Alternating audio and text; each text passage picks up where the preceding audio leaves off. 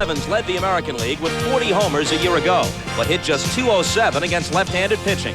Thus, Sparky Anderson says Evans will not play every day in '86, sitting against some left-handers. Today, from Tiger Stadium in Detroit, it's the White Sox and the Tigers on the NBC Game of the Week.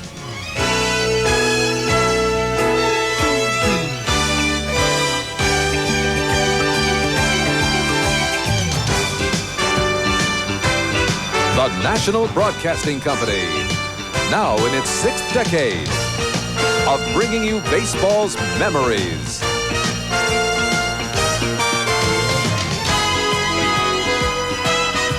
Baseball's milestones. Baseball's majesty.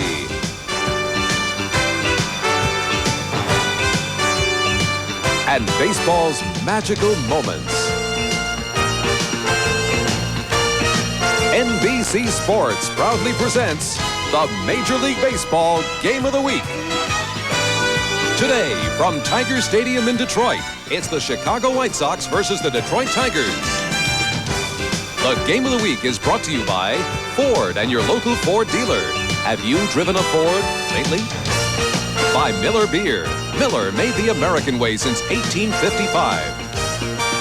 By Castrol, the motor oil engineered for smaller cars. And by United States Liberty Coins. Keep Liberty in mint condition with United States Liberty Coins. One of the truly great ballparks, Tiger Stadium in Detroit, where today right-hander Walt Terrell goes for the Tigers. He's 2-1. Lefty Floyd Bannister for the White Sox. His record 1-2. Hi, everybody. Bob Costas with Tony Kubek. The two fellas we mentioned at the top of the telecast, well, one of them, Darrell Evans, will not play today with the left-hander going for Chicago. Dave Engel opens at first base. Carlton Fisk is in the White Sox lineup in left field once again. He had 3 hits last night. The White Sox came from behind, trailing 7-2. They pulled it out 9-7. Harold Baines had 2 home runs to lead their attack, and the Tigers' pitching woes continue. And like you, Sparky Anderson's getting a little testy in old age. You hear some of the comments that he made coming out of spring training about Darrell Evans, last year's American League home run champ. He said he's lucky to make the ball club. And Alan Trammell with that sore shoulder. He said if he can't play short, he can't play for my ball club. This guy's getting grouchy, isn't he? Well, his team is 3.5 back of the Yankees in the American League East. The Yanks have won 6 in a row. The Tigers are a game over 500. The White Sox, on the other hand, have won 3 in a row after a horrible start. They're 5-10 overall, 4 back of the Angels in the West. I'll tell you, the Detroit Tigers have got to get better pitching from their top 3. Morris, Petrie, and Terrell pitching today. Their ERAs are above 7 with Kirk Gibson out. In this little bandbox, which has become a homer dome, they're going to have to pitch better than they have so far this season. In the absence of Gibson, they made a couple of roster moves. Gibson disabled, infielder Doug Baker back to the minors, and a couple of guys who played in the World Series last year. Brian Harper, former Cardinal, Pat Sheridan, former Royal, have been called up to the Tiger Ball Club. On the White Sox side, Greg Walker's still out with a broken wrist. Julio Cruz reactivated. Well, there's no question if Tony La Russa goes on an extended losing streak, as he had earlier this season, that his job is in severe jeopardy. All kinds of names bandied about by Hawk Harrelson. Who knows who it'll be? We'll be back with the lineups and more about the starting pitchers, Walt Terrell and Floyd Bannister, when we return to Tiger Stadium in Detroit in just a minute. On June 8, 1984, a tornado struck Barneveld, Wisconsin. About the only thing left standing was the water tower. After the tornado, people said this is the end of a small town. Barneveld said not this small town. Around here folks will always hitch right in when something gets out of hand. Just felt we can make it, we can rebuild, we can come back, and we have. A place where people have a sense of pride, and that's what keeps them right here. Where you count on your own, you call it your home, and Miller's the beer. Miller's made the American way, born and brewed in the USA, just as proud as the people who are drinking it today. Miller contains no additives or preservatives. Purity you can see, quality you can taste. Some towns are held together with nails and wood, but this town's held together with a lot of pride and a lot of family. Miller's made the American way. Test pilot Chuck Yeager for AC Delco. Up here, power when you need it can save your neck. When you get back down to your car, it helps too. Today's smaller engines need extra firepower from a spark plug, and AC delivers. If you could look inside your engine, you'd see an AC spark plug delivering up to 30,000 volts, firing 30 times a second. Firepower when you need it from AC. Get rebates now on AC spark plugs. Never wait for trouble. The following message is furnished by Major League Baseball. Strike three! Yay! You know, I always wanted the best for my kids, the best neighborhood, the best schools. But most important was my father's advice. Give of yourself. Dad would always find time to have a catch with us or take us to a ball game. I think that gave us a special family closeness. Hey, Dad, catch. That's why I take my kids to baseball games. You owe it to them. Major League Baseball, a family tradition. Hey, I'm John Cangelosi, the Chicago White Sox. Here's Tony La Russa's starting lineup. We have 2 switch hitting in the 1-2 slot. Myself, John Cangelosi, leading off playing center field. We have Tollison, third base, batting in the 2nd slot. Harold Baines is going to be playing right field. Came for us last night with 2 clutch hits, 2 home runs. We have Ron Kittle batting in the DH slot. Carlton Fisk in left field doing a hell of a job this year. We have Bobby Bonilla playing first base, backing up Craig Walker, and is doing an outstanding job. We have Ozzie Guillen playing shortstop, and we have Cruz playing second base, which a man I admire very much. Welcome back to the lineup, Cruz. And we have Joel Skinner catching, and we have Floyd Bannister chucking on the hill for us today. And I want y'all to sit back and enjoy it. And I just want to say hello to the family back home in Hialeah, Florida. See you later. I'll say one thing, Bob. He picked up your banter from the Toledo Mudhens chucking on the hill today. All right, a man you can almost look down to, but he's 5'8". Where's L.B. Pearson when you need him? Larry Herndon, Chet Lemon, Brian Harper, the new acquisition in right field. Darnell Coles, Alan Trammell, the shoulder appears to be okay now. Tom Brookins as Whitaker gets a rest. Dave Engel starting his 3rd ball game at first base. Parrish behind the plate, then sinker baller Walt Terrell on the mound for Sparky Anderson. There you see Terrell's record. His only loss was Bannister's only win. He was hit very hard on April 16th at Chicago. Lasted just an inning and 2/3, 9 hits and 7 runs. Bannister was the winner in an eventual 10-4 White Sox victory. Last year, Terrell threw 3 shutouts and was involved in 2 others where he didn't go the distance. So when he's sharp, when he has that slider and especially the sinker, which is his out pitch going, he can be tough. He has pitched very well since they got him from the Mets. This thick grass here, Tiger Stadium, with that sinker ball. He'll throw a pound ball and he'll mix in a knuckleball on occasion. He's 9-2, Bob, in Tiger Stadium. Pitched well against the White Sox a year ago, beat them twice without a defeat, and his ERA against them was 2.3. For the season in 1985, his ERA was 2.86, among the American League leaders. They got him from the Mets for third baseman Howard Johnson. The Mets, of course, with tremendous pitching depth, so they could afford to make that deal. Johnson now not playing as often as he might have expected with the Mets because Ray Knight is off to that great start with 6 home runs, and they had all but written Knight off. They were shopping him around baseball, couldn't find any takers. Ray Knight's going to have to work harder with his and Nancy house being robbed. He's going to have to make more dough fast. Today's umpires, Rich Garcia, Greg Kosk, Rick Reed at second base, Dale Ford at third base. Boy, have there been the home runs hit in this ballpark. 6 games here, 19 home runs already hit in Tiger Stadium. More hits here last year than any park in the major leagues. So Walt Terrell better keep it down early. There were 201 hit here a year ago, most in the majors, as you said. At the present pace, it projects to 257. Cangelosi hitting 239, but he has 15 walks, drags a bunt, and he can really scoot. Terrell makes the play.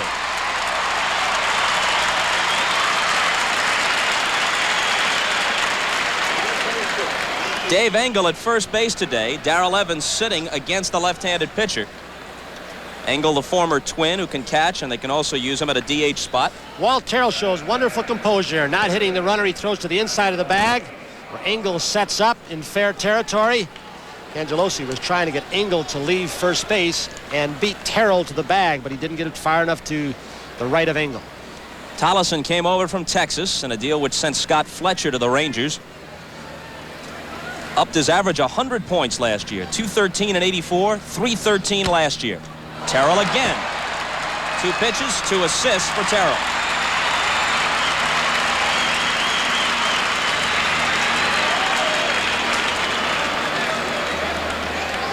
Walt Terrell, who pitched for a former teammate of mine, Steve Hamilton.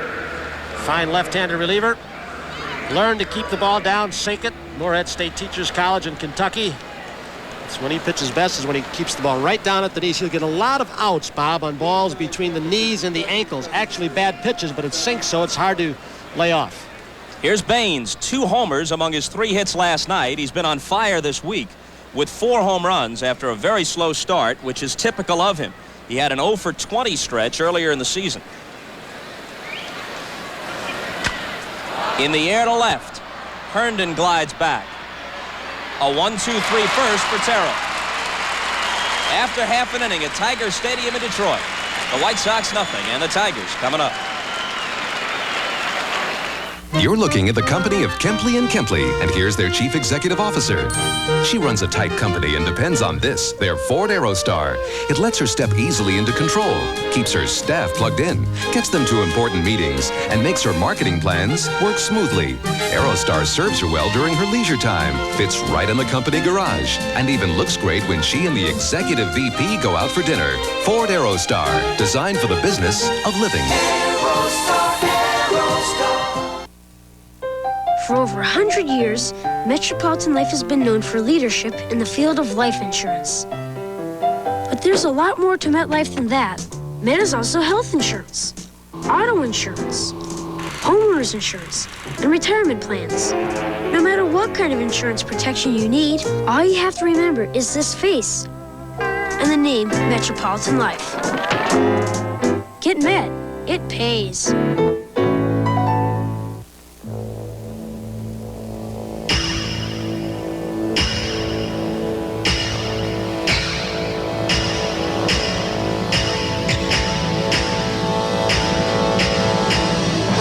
Whatever you want to lock in, lock out, lock up, or lock down. Remember, master locks are tough under tough conditions, tough under pressure, tough under fire. For every man who wears Brute, there's a woman who loves what he smells like. Because there's something about Brute that's nice to be close to. And nobody knows that better than a woman. Brute.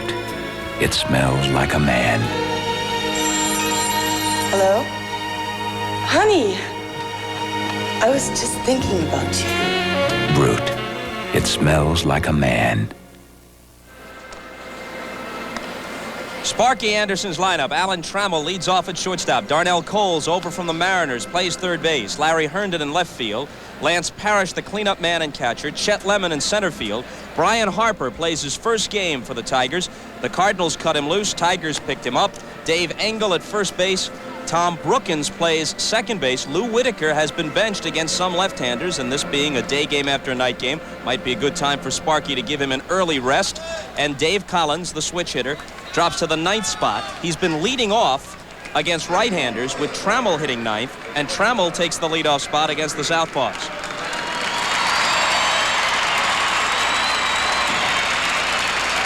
Bannister off to a 1-2 start. His early ERA 3.32. Tollison at third, Guillen at short. Julio Cruz his first start at second. Trammell lifts the first pitch to center field, and Cangelosi is there. One out. Cangelosi is flanked by Fisk in left and Baines in right. Bobby Bonilla is the first baseman, and Joel Skinner, an excellent young receiver, behind the plate. Ozzie Guillen, the shortstop. Outstanding cover the White Sox have with Luke Appling, Luis Aparicio, 2 Hall of Famers, and Guillen on the cover with them. He made 12 errors last year. The enigmatic Floyd Bannister. He comes out of the bullpen so many times. Art Kushner, the bullpen coach, says, many times I catch him, I say he's got no hit stuff going to the mound. He'll give you 4 innings sometimes. He'll just blow people away, and then all of a sudden, it seems to disappear. Good fastball, outstanding curve. Some feel he's too much of a perfectionist. Wants every pitch to be just perfect, right on the black. Others say he won't pitch inside enough. Although don't tell that to Dave Collins, who was hit by a pitch at Comiskey Park earlier this year and stormed the mound. Darnell Coles, a man that Sparky Anderson feels someday is going to make an outstanding number 5 hitter behind Kurt Gibson. He has power the opposite way, hit the ball in the right field corner with the bases loaded last night. Rifle-like arm. They've been looking for that third baseman with a little bit of pop around here for a long, long time. Line drive, base hit, the game's first. Coles runs pretty well. Fisk fires into second base. Now, one thing you know you're getting in the outfield with Fisk, although he doesn't cover a lot of ground and he's still getting acclimated to the position, he possesses a better-than-average throwing arm, obviously. It's interesting watching Pudge Fisk play left field last night. He did something that very few left and right fielders do. You see it in the middle of the diamond. He was moving on the count, on the situation, and before the ball left the bat many times, he was in motion, which is easy to do in the middle of the diamond. So he's already acclimated himself to getting a good jump on the ball and playing situations. Herndon hitting .326 so far, looking for his first homer, has 3 RBIs. Coles at first with 1 out, off-speed pitch low. A team that does not have a whole lot of running speed. Coles does not have a lot of quickness. Sparky Anderson would like to add that added dimension this year. He said that it seemed the only time we scored runs last year is when we had home runs. We've got to move some runners. A ball and a strike. We mentioned what a homer haven this park is. Bannister is susceptible. In 3 of the last 4 seasons, he's allowed better than 30 home runs.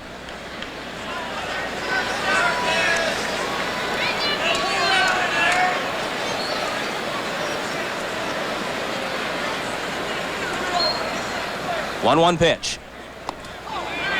2-1. Bannister with the 4 basic pitches. He can do a couple of different things. The appeal goes down to first base umpire Greg Kosk, gives the safe sign. A couple things with his fastball. He can run it once in a while, sink it. He can cut it on the right-hander's fist. Outstanding curveball when he has control of it. Slider on occasion and a good straight change. You say, why is he less than 500 in the American League? Who knows? With stuff like his, it's amazing that he pitched only 1 shutout all of last year. It was against Detroit.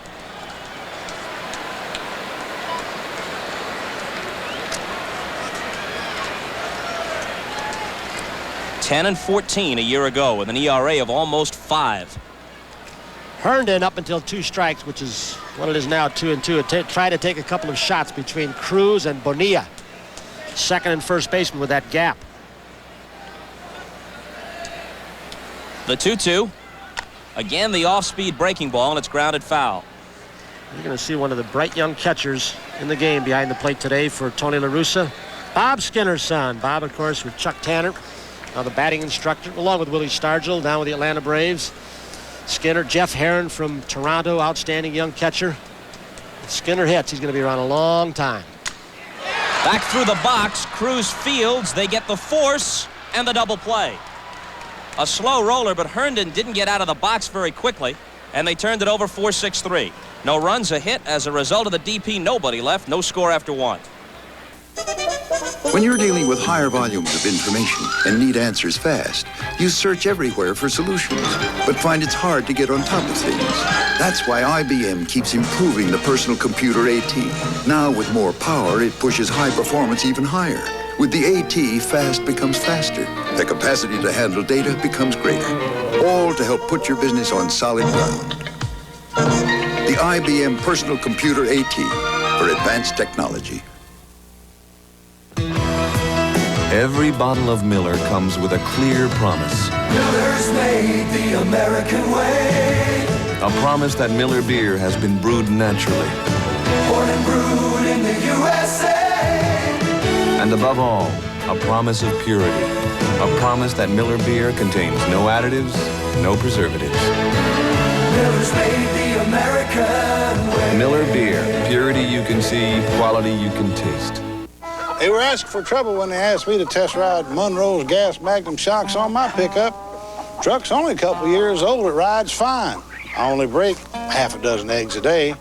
But I gotta tell you, with the gas Magnums, my truck rode a lot better. But I still broke an egg. See that little crack right there? See? Save during the Monroe Best Ride sale. Plus, get a $6 cashback bonus on every pair of Gas Magnum shocks you buy. The charisma of Arnold Palmer, the flamboyance of Chichi Rodriguez, accented with the unique style of Slam and Sammy Snead, the legends of golf this weekend on NBC. Will he see a 9th? That's the question around Chicago. Only Sparky Anderson has longer tenure in the American League with the same club than La Russa. Only Tommy Lasorda in the National League. He's regarded by most as a good manager, but the manager pays the price when a team stumbles, and this team has had its troubles. I think Tony's improved every year that he's managed. There was a time when people thought he was a little bit too feisty. He was in hot water with Ralph Houck and Sparky Anderson, Doug Rader when he was at Texas. Now he's his third base coach. But his work ethic and his habits and his analytical mind, being an attorney, really have improving. He studies the game. He understands his players. It'd be a tough decision, and Hawk knows it. But that's the nature of the game, unfortunately, that when the team goes badly, the manager becomes a scapegoat. And the speculation increases because of a couple of big names temporarily out of work. Billy Martin and Dick Williams. Kittle, the DH. A strike to him. Kittle has had 49 at-bats with 18 strikeouts and 1 walk. Big base hit driving home 2 in yesterday's ball game. Pinch hit.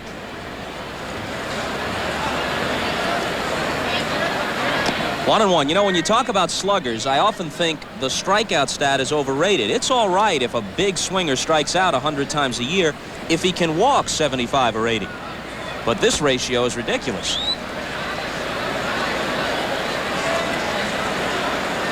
One pitch. Dropped down and a swing and a miss. One of the things Hawk Harrelson has done is he's brought in a new hitting instructor. Of course, the late Charlie Lau did so much for this ball club and all of his theories, but now they've got Willie Horton. The Hawk said he is our power hitting coach. He felt that Charlie Lau's theories applied more to line drive hitters. Don't tell that to George Brett, though, folks. And Mattingly, who applied those theories of Charlie Lau. So Horton has worked a little bit with Kittle. Appears to have him up on the plate a little bit more, about 6 to 8 inches. Terrell's 2-2 pitch. Full count to Kittle, leading off in the second. There's the palm ball from Walt Terrell. The Cardinals have lost, 5 in a row, and the Mets are on the verge of winning their 3rd straight from them. 4-0 first inning lead. Gooden shut him out last night. Kittle goes around and strikes out for the 19th time this season in 50 at-bats. Talking to Billy Muffett, the Tigers pitching coach, he says many times you can't tell Walt Terrell's slider, which goes down at the end, from his palm ball. I believe that was a palm ball, not quite as hard as the slider. You can see the deceptive motion. It rolls actually off the thumb as you flip the fingers up, and it gets a downward spin, and it drops off the table when thrown correctly low in the strike zone. Fisk, a 10-time All-Star, has always been more than just a good player. You might say he was almost an elegant performer as a catcher and throughout his career, now at age 38. Grounded foul, and I think maybe for that reason as much as any other, he had his misgivings about moving to left field. A guy who has been such a stylish player doesn't want to look foolish as he approaches the end of his career. Well, he and Tony La Russa have had understandings about a lot of different things. Remember when he wanted to be moved down in the lineup from the 6th spot? Pennant winning year, or the half of pennant. He moved to the 2nd spot and caught fire. He carried this ball club a little bit last year for the first 4.5 months. You know, right here, you could get some debate on it, but Pudge Fisk and a Ted Simmons, you're looking at offensive stats and being catchers that are Hall of Fame material after they retire.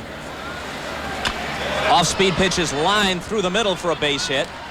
I think Fisk has a better claim than Simmons, with all due respect to Ted, because Fisk was also an outstanding receiver, and Simmons generally regarded as an average defensive catcher. Simmons also at 300, 7 years or something, and really there's more to catching than just throwing a baseball. Pitching patterns and series and handling of pitchers and leadership, things that don't show up in numbers. Switch hitter Bobby Bonilla doesn't have a homer, but looking at him, you figure he's going to hit his share.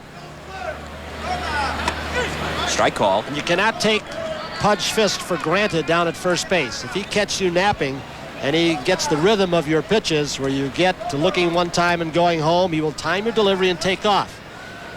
He has stolen over 100 bases in his career. How many catchers have done that? Very, very few. And I think he's the only one in the last 30 or 40 years to have done it. He stole 17 last year, equaling a career high. Bobby Bonilla, the switch hitter, 1 of 4 in the lineup today, will try 1 out. He was trying up until 2 strikes to pull that ball through the hole. Terrell running it away. Sid Thrift, the new general manager who runs the Pittsburgh Pirates, was sad to see Bonilla drafted off that Pirates roster. He's got some talent. He can run. He's got a little power. He's a switch hitter. Engel makes the play to second. There's one. They throw on, and over Engel's head and into the dugout. And Bonilla will wind up at second base. It's interesting. Alan Trammell was too polite at shortstop. He had a chance to really low-bridge Pudge Fisk. When he saw Pudge coming, he threw over the top to avoid hitting Fisk, I believe, and the throw ran wild over the head of the first baseman. Watch Fisk. Engel, new to the position. Now look at this. Fisk does not slide, which was a bad mistake. He could have gotten conked right between the eyes, and Alan Trammell was too polite to the veteran Fisk. He threw over the top of him and got an error for it. Whether it's related to his shoulder problems or not, Trammell has committed 6 errors now this year. He had only 15 all of last year and just 10 in 1984. Fisk must not have known that throw was coming from Engel. He came in standing up, and he could have gotten zonked badly, if not for Trammell throwing the ball over his head. Here's the guy who led American League shortstops in fielding last year. Just 12 errors as a rookie, Ozzie Guillen. And he improved with the bat as the season went along, 308 after the All-Star break. 1-1. The comparison is not perfect because of different playing conditions, but the White Sox have had other outstanding defensive shortstops in their history. Guillen, as a rookie, made 12 errors. Luke Appling in his first year made 42. Chico Carrascal made 25. Luis Aparicio made 35.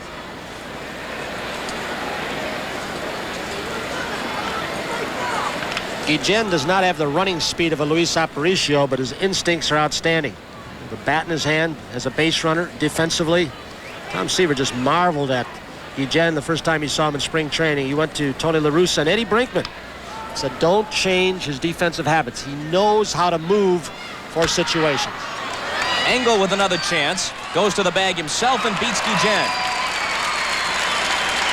So for the White Sox in the second, no runs, a Fisk base hit, and a man is left. We'll be back.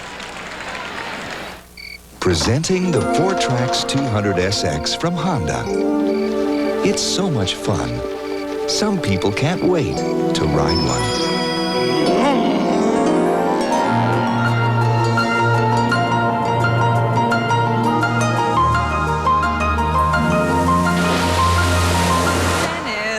The 4Trax 200SX from Honda. More fun than you've ever dreamed of. To celebrate their new Philly beef and Swiss, Arby's is having a silver screen sweepstakes with over 11,000 prizes worth $1 million. Just answer a Trivial Pursuit question and you could win games. Don't mind if I do. Sony little TVs and big TVs. Have to come back for that one. And even this classic Gazelle. So enter Arby's Philly Beef and Swiss Silver Screen Sweepstakes. Now, where'd they hide the keys? Today's small cars are tougher than ever on oil. Their high-compression engines not only rev high, they can run hotter than regular small car engines. Their searing heat can begin to break down an oil immediately.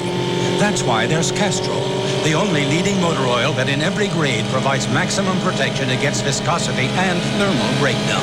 So use Castrol before your engine does something to get you heated up. Castrol, engineered for today's smaller cars. America loves its sports. America. Across the land, a tradition stands of sports and NBC. America loves its sports. America, NBC style. Sparky Anderson, true to his word, has really shaken things up so far this year with the Tigers, including benching Darrell Evans and Lou Whitaker against some left-handers, as is the case today. Lance Parrish against Bannister in the bottom of the second. Low for a ball. Parrish has a couple of homers, although he's hitting just 164, and his back has bothered him again this year. He's missed a couple of games because of it. Popped up on the right side and foul ground Bonilla and Skinner.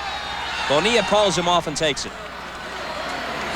And Bob, with all of Sparky Anderson's lineup change, it is not simply that he wants to platoon, although Whitaker the last 2 years surprisingly has been in the low 200s against left-handed pitchers, something that's really been a problem to Sparky.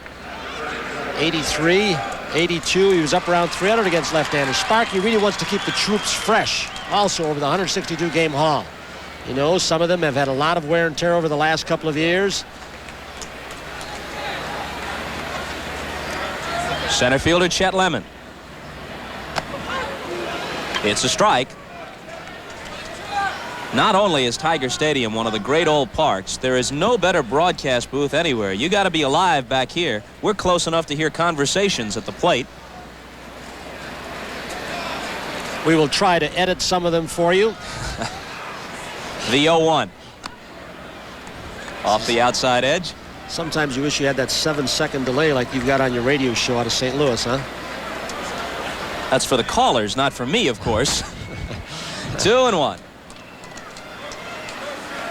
Bannister is 30 years old from Pierre, South Dakota. Signed him as a free agent prior to the '83 season after his contract with the Mariners ran out. Ripped to short. Guillen unloads and gets him. Ozzie plays a shallower shortstop than most. He does not have a strong arm. Similar to Ozzie Smith, the St. Louis Cardinals, especially now that Ozzie Smith has that rotator cuff problem. But Guillen, one of those guys who always just seems to get it. He throws as hard as he has to. Speaking of the Cardinals, if circumstances had been slightly different, Brian Harper might be a minor baseball hero at this point. Game 6, last fall at Kansas City. Scoreless duel between Danny Cox and Charlie Leibrandt. Harper comes up as a pinch hitter. Little flare into center field for an RBI single. And a bullet that's caught by Tolleson. The Cardinals had a 1-0 lead. They'd never blown a lead in the 9th inning all year long. And we know about the Denkinger call and the Royal rally to win that game 2-1 and the series the following night. Back after this from you. Torn from today's headlines. I have AIDS. The most important TV movie of the year. When AIDS hits home, what does a family do? An Early Frost, Monday. My master has the latest of everything. There's his snapper pack and sack, most advanced grass catcher on earth. Comes only on high vac, holds 1/3 more clippings, even tells you when it's full. Easy to empty, slides like a drawer, bags grass right in machine. Master loves his snapper pack and sack. I think I'm a little jealous. Purchase a 21-inch self-propelled high-vac and get the pack and sack catcher for 1/2 price. Available at G&R Sales and Service Markle and Henderson Reed in Fort Wayne. These new 86 Oldsmobiles will soon be owned by the smartest car buyers around. Collins Oldsmobile GMC truck purchased before General Motors announced price increases. Now save even more with Collins discount prices and new GMAC financing as low as 6.9%. Remember, it's the smaller difference you pay at Collins that really saves you money. If Collins can't beat any bona fide deal, you get a free tank of gas. Be a smart new car buyer at Collins Oldsmobile GMC truck on Coldwater Road, north of Glenbrook. Power! Action! Excitement! May 2nd and 3rd, 8 p.m., the Grand National Invitational Truck Pool. Bear Field Raceway, Fort Wayne. 800 horsepower, fuel-injected, alcohol-burning, four-wheel drive trucks. Unlimited ground-pounding semis. A battle of the brands. Ford, Chevy, Dodge, Jimmy, Peterbilt. Kenworth. Plus 2 of the wildest machines ever. America's only 2-engine, two-wheel drive truck, the Gambler. And the awesome Monster Mashing Peterbilt. King of the road. May 2nd and 3rd, 8 p.m., Bear Field Raceway, Fort Wayne. Kent Orman Sports, weekends on News Center 33. The Rooster, Doug Rader at third, Ed Brinkman, the coach, at first for Tony La Russa. It was Rader who gave the White Sox their rallying cry during the division championship season of 1983. He said, these guys will not last. This is when Rader was managing the Rangers. They're winning too many ugly games. They're not a classic team, so winning ugly became the rallying cry around Comiskey Park. It was actually attributed to Rader, but it was said by Darrell Johnson, who was an advance scout for the Rangers. He said it first. Rader picked it up. It's his coincidence that good shortstops follow Eddie Brinkman around. Set that major league record. He had Trammell and Whitaker at Montgomery when he was a Tiger manager. Now he's got Ozzie Guillen, one of his pupils with the White Sox. Julio Cruz, first regular season at bat. He had .359 in spring training, then injured a calf and had to go on the disabled list. One of 4 switch hitters in the lineup today for the White Sox. They have 7 switch hitters on their roster, including Brian Little, Jerry Hairston, and Rodney Craig on the bench today. It's more than any other team with switch hitting regulars or position players. Cardinals have 7, but Tudor is the 7th one, isn't he? Pitcher. 6 regular players and Tudor the pitcher. Of course, had they kept Andujar, Joaquin switch hit irregularly according to his whim. 1-1 pitch. Speaking of Andujar, he pitches for the A's today against a former Tiger mainstay, Milt Wilcox. For the Mariners, Wilcox off to an 0-3 start with Seattle. And Andujar struggling a bit with his new team, Oakland. See where he said first time he saw Hubert H. Humphrey Dome, he wants to be a DH. He said, I could hit 15 home runs in this ballpark. He said, Jack Clark could hit 100. Palm ball. See the fingers fly up on a 1-2 count. Joaquin evidently not a statistical maven. 2-2.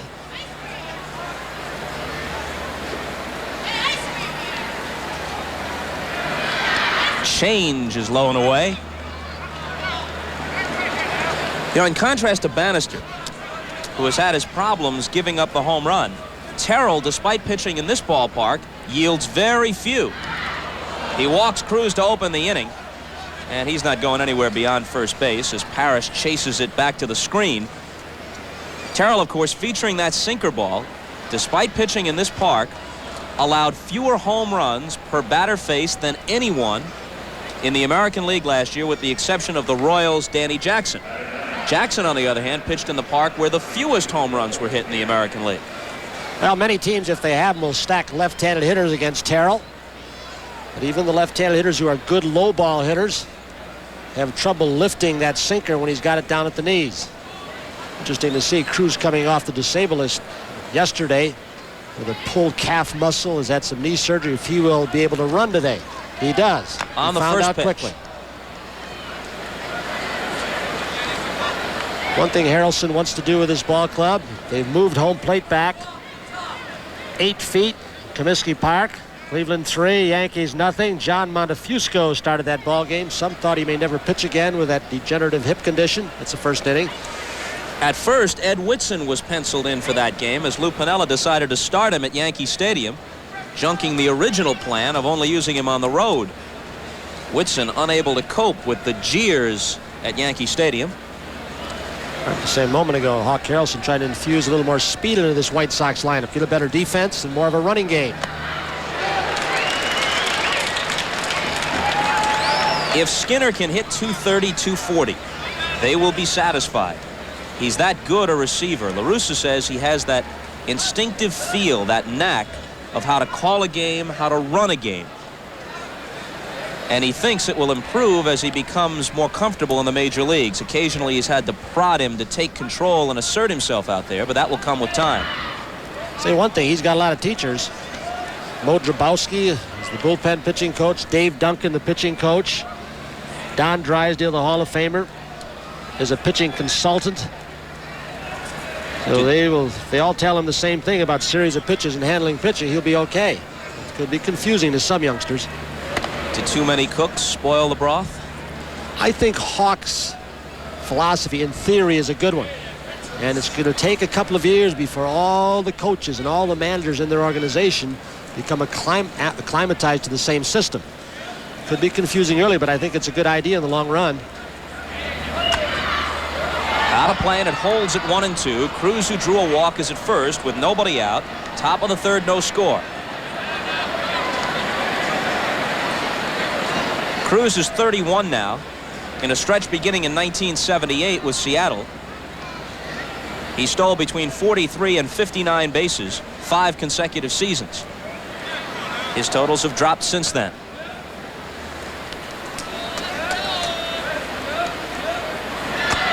Two and two. Talking about that college of coaches that Harrelson put together. They included people like Dick Allen, Rico Petrocelli, at least in spring training, Jose Cardinal. Tom Haller is managing at the AA level for him. He's used Bob Bailey, and his quote on that was, "I want guys with presence." He believes that young players respond better, pay closer attention to people they know have had substantial big league careers. A called third strike, and Skinner is gone. Great example of Terrell, the veteran pitcher, and Parrish, the catcher, setting up the kid. The 1-ball, 2-strike pitch was a high inside fastball out of the strike zone, which just sent a little note to Skinner to set up the low outside sinker. Aside from presence, Kenny Harrelson is hiring all people for all the managerial and coaching jobs in the minor league who played in the major leagues. He felt that kids will be more inclined to listen to those who had major league experience, and that's why he's got people like Duke Sims at Appleton and other places like that. Cangelosi tried to bunt on the game's first pitch, and Terrell threw him out. Coles is in on the grass at third. A called strike.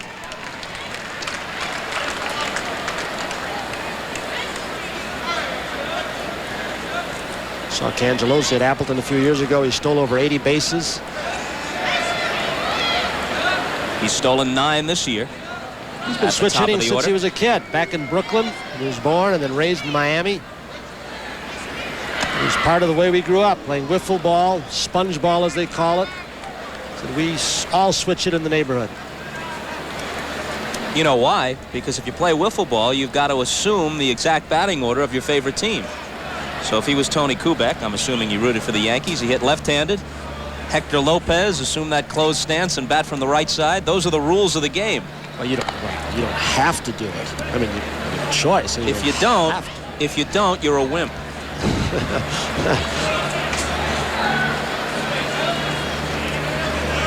1-1 with 1 out and 1 on. Top of the third. We may see some base movement very shortly. Not going, low for a ball. Now the ideal count. 1 out, 2-1. A bat control guy left-handed. Parrish will have to throw over the top. Some speed on first base. Guy who's not a big strikeout man, Terrell. Everything seems to be in favor of starting a runner. Very important for both Trammell and Brookins at second to hold their position as long as they can so they don't leave a hole vacated. Chances are you're going to get a ground ball off the bat if he's moving. Bluffs the go, and Cangelosi slaps it over the head of Coles. Cruz will have to stop at second. Cruz started, false start, and then Terrell held the ball just a little bit. He stopped, and then he started in motion again.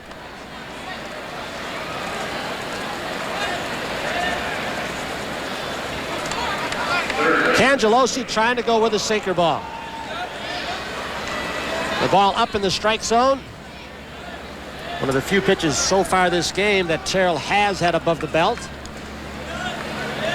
Harrelson talking about those people with presence he likes to have around him. I remarked to the Hawk last night, here's Cangelosi, a rookie, and he already exudes presence, has a cockiness about him. And Hawk says, I guess so. That's what people have told me, but I haven't spoken more than 2 sentences to him. This one is chopped toward short. Trammell underhands to Brookins and on to first, safe. Tollison beat it. Runners at the corners with 2 outs. Harrelson said he didn't want to speak to Cangelosi because he didn't want to break the spell. He'd had such a good spring and opening to the season. Hawk is just keeping his distance. Trammell tried to get in on the ball a little more quickly and get the short hop. Like Alan Trammell, since he's had a little shoulder problem, it hasn't bothered him for a week or 10 days.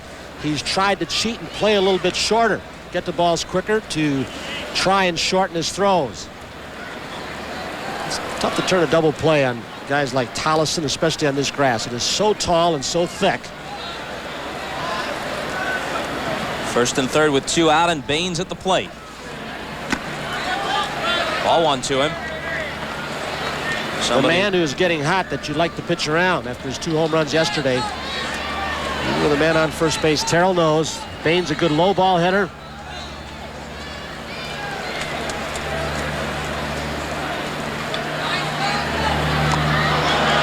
One and one. Somebody said of Baines, he's a Teddy Roosevelt guy. He speaks softly and he carries a very big stick. He is such a soft-spoken guy. This is the second of his 2 home runs. It turned out to be the game winner into the second deck here last night. The Sox trailed 7-2, 197. Second deck in right field is so attractive here. That overhang. Don't have to hit a ball more than 325 feet to get it out of here. Engel handles the chopper, steps on the bag, and they're out of the inning. No runs, a hit, a walk, and a couple are left. After 2.5, still no score.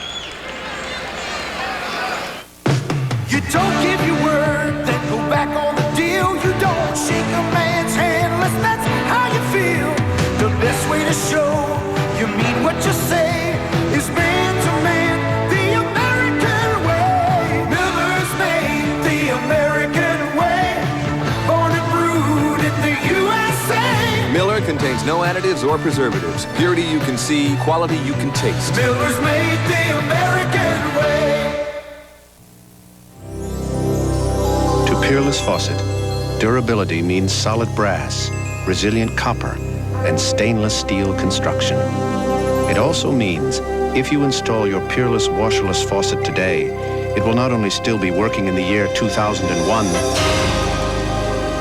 it will still be under warranty. Peerless do-it-yourself faucets. Install in no time and last a long time. This is an expose on the new Ford Escort EXP. Expressive. Expansive.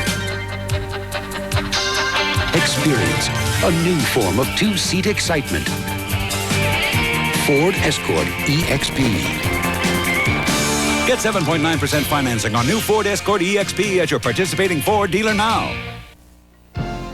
This is Marv Albert in New York. Up at Yankee Stadium, Bob Shirley replaced the ailing Ed Whitson, who was supposed to start at home for the Yankees today, but Shirley was knocked out in the first by the Indians. Pat Tabler with his two-run double. Indians over the Yanks 3-0 in the bottom of the first. Back to Bob and Tony.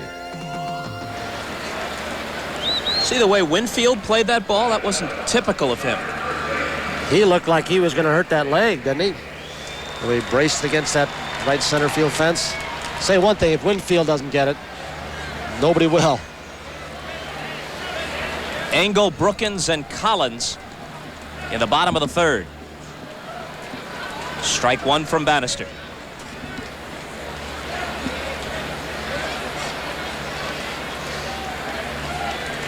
We have no score, and 1-1 the count. Engel had a good year with the Twins in 1984 and then went right down the chute a year ago. Well, he had a little bit of a mental block when he was catching, throwing the ball back to the pitcher. And a base hit to open the third. It's incredible that Engel, and you probably heard the story before, almost completely blind in one eye from a childhood accident. I believe his younger brother shoved a burr into his eye. Some damage to the eye that never came back. He's a guy that hit 300 one year, and you wonder how. You wonder how he could even catch. He had trouble when he played the outfield for the Twins with the lights because of that eye condition. It's quite a story. Brookins has had 12 at-bats so far this year with 4 hits. Good hit and run man right here. High for a ball.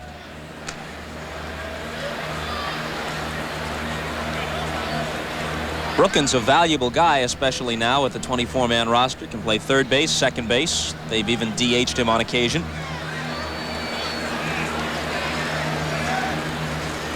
How good is Bannister's move? That wasn't his best one, but I don't think he has an outstanding one. Many base stealers would tell you to watch the head movement first. The old Maury Wills theory. If he's looking home, he's coming to first. If he's looking to first, he's coming home. You can see Bannister trying to disguise that, looking about halfway between first base and home plate, trying to disguise the move. Some others say, the base stealer from the left-handed pitcher, look at the V in their upper thighs. If it's spread open, he's going home. If it's tight, he's coming to first base. The 1-1. A lot of off-speed stuff early from Bannister in this game. He's pulled the string on a lot of curveballs. Sometimes the pitcher will come out of the bullpen and not have the good fastball and will use the other stuff to get by until the fastball comes along and he gets in sync. This time the fastball fouled back. Dave Collins is on deck, so he and Bannister will shortly renew their acquaintance. An eventful early season for Collins, who's now with his 7th major league team, having come over from the A's during the offseason. 2-2. Got into it with Bannister at Comiskey. Nipper threw close up at Fenway Park. Collins exchanged angry words with Nipper, and Nipper said, hey, if he objects to this, why doesn't he go get himself a dress? And there's more to that story. Full count. Dave LaPointe, a noted prankster, former Cardinal and most recently with the Giants, now with the Tigers. bought a blue and white dress up in Boston and hung it in Collins' locker. Collins obliged by modeling it for his teammates. The 3-2 pitch, runner not going, and it's popped up. Cruz back, Cangelosi in. It's Cangelosi in shallow center. Cangelosi, a very aggressive young center fielder. Funny story about Cangelosi. He started last season in the Mexican League, was a non-roster invite to spring training by Hawk Harrelson. He had a good spring and made the ball club.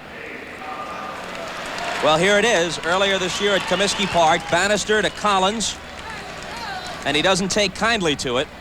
Watch what happens. He'll lose his glasses. He's bouncing off guys like it's a game of bumper cars. Dave, get a hold of yourself. And here he is. Switch hitter hitting .310. And a ball. Well, there was something that happened before that. Cangelosi, the center fielder we just saw, had stolen second base with the White Sox having a 6-run lead. Cangelosi came up and was hit off the shoulder and then the head by Randy O'Neill, a right-handed reliever. And that little bean brawl event was in foment when Collins came up. When LaPointe nailed him with that blue dress, Collins vowed there will be reprisals. You know, LaPointe brought it out before the ball game. He said, let's get this on camera. And he said, Dave, you want to model it? And Lou Whitaker, who takes this game very seriously, snatched it away from LaPointe, said, no, you're not. We're not going to make a farce of this game. And he threw it in the runway and wouldn't let him do it. 2-1 and a quick throw to first, but Engel got back.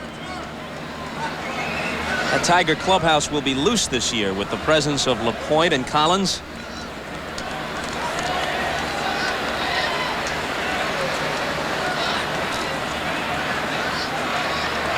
2-1 pitch, and it levels at 2-2. Interesting to see if Dave Collins can be the kind of base stealer and offensive threat on the dirt and grass, again that high grass here in Detroit, that he was when he was an artificial surface player for Sparky Anderson years ago, and up at Toronto on the turf. He's a different player, really, on dirt and grass than on the surface, the artificial surface.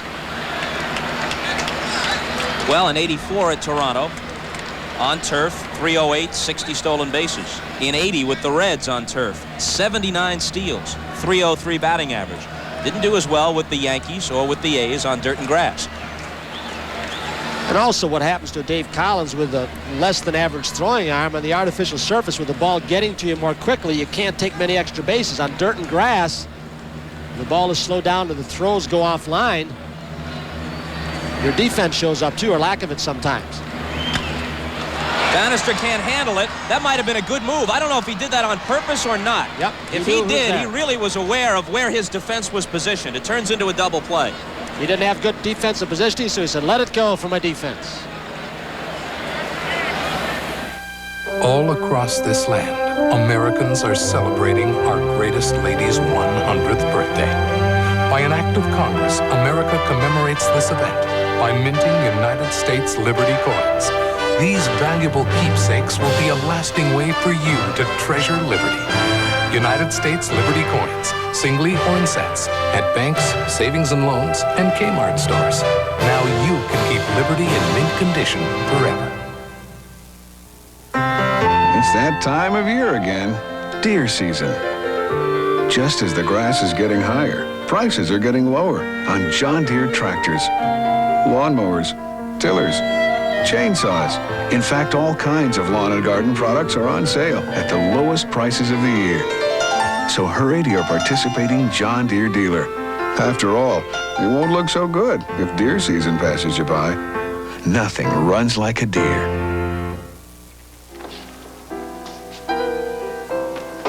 It's been a long time, Nicky. Too long. What brought you back? Memories. Oh, Nicky. Memories of the smoothest beer I ever tasted. If you haven't had a Meisterbrow lately, have one now. It's brewed with a smoother blend of hops for a smoother taste. It's even smoother than I remember. Think you'll stick around this time, Nicky? Yeah. At least for one more Meisterbrow. Meisterbrow. Now it's smoother than ever. In a battle of wills, the enemy has become the babysitter. Now someone different has arrived with some cute surprises of her own. Amazing stories. Watch Bannister. He starts to make a move for Collins' grounder through the box, and then he pulls away, perhaps knowing that the middle infielders have a better chance. Look at that. He just pulls his glove away. He knew where Cruz was. Cruz gets over. It's an easier play to just pick it up, step on the bag, and complete the DP. He really didn't have a good follow-through position. It was way off balance with his legs, all tied in a pretzel. It's not one of the only ways, even from the right side, you can double Collins up, right back at the pitcher or unassisted down in the middle of the diamond. Kittle to start the fourth in a scoreless game, each team with 2 hits.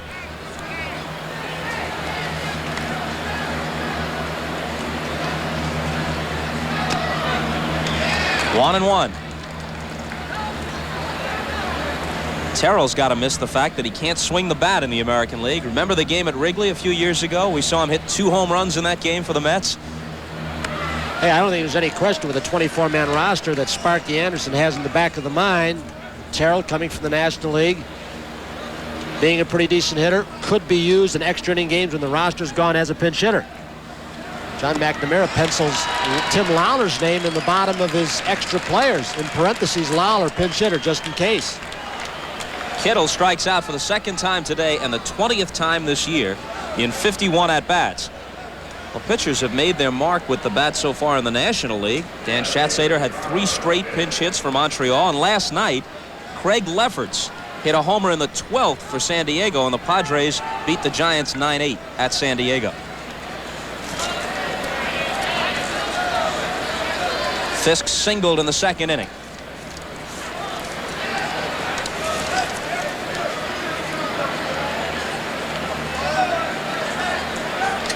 This could be one of the world's longest at-bats. Terrell likes to take his time, and Fisk is legendary in that regard.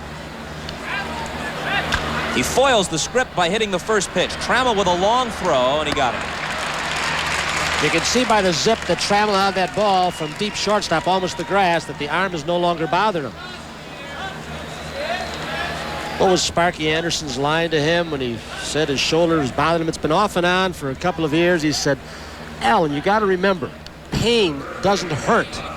Alan said, I kind of walked away bewildered, saying, what did he mean by that? Sparky has been known for some unusual pronouncements. Oh. Bonilla grounded into a force in his first at-bat. Sparky was great this morning for about 15 minutes. There was a clinic in the ballpark early this morning, started at 9, 15 minutes. He regaled the coaches and all the high school kids here from the Michigan area with stories and how to play the game, talked about the philosophy of the game and playing hard. He was something. Even quoted Johnny Berardino from Hospital. He's a former Major League player. I believe that's General Hospital, as the soap opera fans will tell you. 4 pennants with the Reds, another here in Detroit. A hard shot. It's been a busy day at first so far for Engel. Hit it right at him. And the White Sox go out 1-2-3 in the 4th. Still no score after 3.5. Miss Jones! Oh, no, Miss Jones, 25 in red. Because work is tough enough, there's Canon's NP3525 dual color copier. It lets you change colors. Not the grapes in red, just the apples. And it's the only copier that copies in 2 colors at the same time with just a touch. Oh, forget the grapes. Just give me more apples. Canon's dual color copier with a singular difference. For information, call toll-free 1-800-OK-CANON. Muzzler. The muffler with aluminized steel, designed to resist rusting, and a limited lifetime warranty for as long as you own your car. Sears Muzzler Muffler. One more way we installed confidence at Sears. Every day, Sears Muzzler Muffler with Sears limited lifetime warranty is just $19.99, including installation.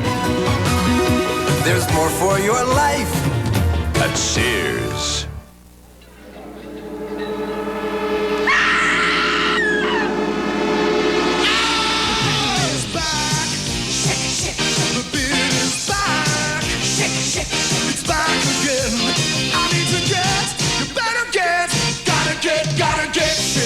Schick Super 2 Plus leaves a lubricant behind with each stroke. Super 2 Plus. Every stroke's as comfortable as the first. I need to get, you better get, gotta get Schick. New Schick Super 2 Plus. Every stroke's as comfortable as the first. I need to get, you better get, gotta get Schick. The charisma of Arnold Palmer, the flamboyance of Chichi Rodriguez, accented with the unique style of Slam and Sammy Snead. The Legends of Golf this weekend on NBC. Very becoming chapeau. What would Casey Stengel think? The way you've desecrated the emblem of the Toledo Mudhens. You know, Casey managed there years ago. I do know that. As a matter of fact, Casey was the manager of the Mudhens in 1927 when they won the Minor League World Series. Oh, you're making a farce of this game. Coaching first, managing. Where is your purest blood?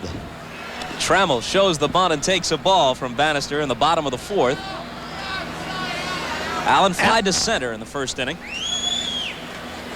Trammell, with a little help from Alex Grammas, although Veda Pinson, the hitting coach, has moved up on the plate. He said, I'm really having trouble, he said. I can't reach the outside corner. When I try and reach the outside corner, they jam me. Grammas, who is not noted for his hitting, said, why don't you do something? Either give outside or inside or something. Move up on the plate. Hits that ball right on the nose. Nice Fisk try. couldn't catch it. And Trammell has a base hit. It was Gates Brown quite a few years ago when Trammell was injured. Gates Brown, the former hitting instructor who left the Tigers with a bitter taste in his mouth, moved Trammell away from the plate, closed his stance, and he became a 300 hitter for a few years. It is hooking, and it is sinking, and Pudge Fisk smothers it, makes a nice try. You know, being a catcher with that strong lower body, he's going to get good jumps on the ball. He may not have great running speed, but I think the quickness in getting out of the blocks will be okay for Pudge. Fisk had a great line in Boston last weekend as Coles steps in. After playing all those years for the Red Sox and then as a visiting player at the catcher's spot, looking out toward the left field wall. Now moved to the outfield. Out of play off Cole's bat. He was talking with some reporters, and as he walked away and headed for his position in left field for pregame warm-ups, he said, excuse me, guys, I got to go turn my back on an old friend. And we saw the first two balls he got off the wall in Fenway last weekend. He'd played out there before, but he rifled a bullet to second, held the guy to a single.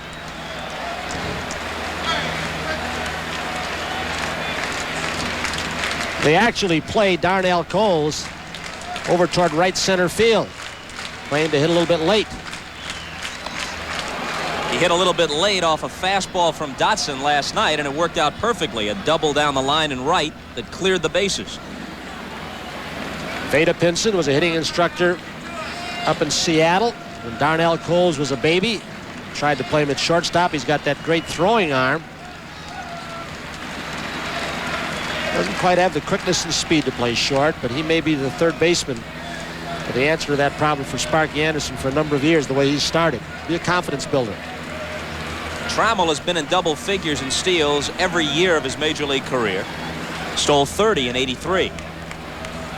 He's gone downhill the last couple of years. They feel he's lost a step. Sparky was talking about Collins, Gibson, and Trammell stealing a total of 150 bases this year, but Gibby's, who knows how long he's going to be gone. The team doctor last night said he is coming along faster than anybody thought. Still swollen. Severely strained ligaments in the ankle. Could be two. Guillen steps on the bag and does it himself. Well, So there are 2 outs in the fourth as we check with Marv Albert in New York. Thank you, Bob. And in St. Louis, Sid Fernandez off to a blazing start. 4 straight strikeouts. He's with 5 out of the 6 men he's faced. The Hot Mets lead the Cardinals 4-1 in the fourth. Back to Bob and Tony. All right, Marv, you know, Tony, you take a look at that Met pitching staff. It's not just Gooden, Darling, Fernandez, good young pitchers. And Fernandez, I think, is going to be the real surprise of this season. And behind them, Rick Aguilera and now Bob Ojeda over from the Red Sox. Davey Johnson has some artillery. It's a nice balance to have those 2 left-handers, especially when you play the Cardinals and turn those switch hitters around. Mets never started a left-hander against the Cardinals last year, did they? No, Fernandez they never missed used him. Fernandez because he was so weak at holding runners on base, and he worked on that in the offseason and improved greatly. It is a little early, though, for some writers and people to start talking about a Subway Series just because of what the Mets and the Yankees are doing. Once that media machine gets going in New York, there's no stopping it. Of which you are a part. No, I distance myself from that. My objective is to be objective. I'll tell Lupica you said that. 1-2 pitch with 2 out and nobody on to Herndon. Fastball swung on and missed. It's the first strikeout for Bannister. No score after 4, and we'll be back after these messages from your local station.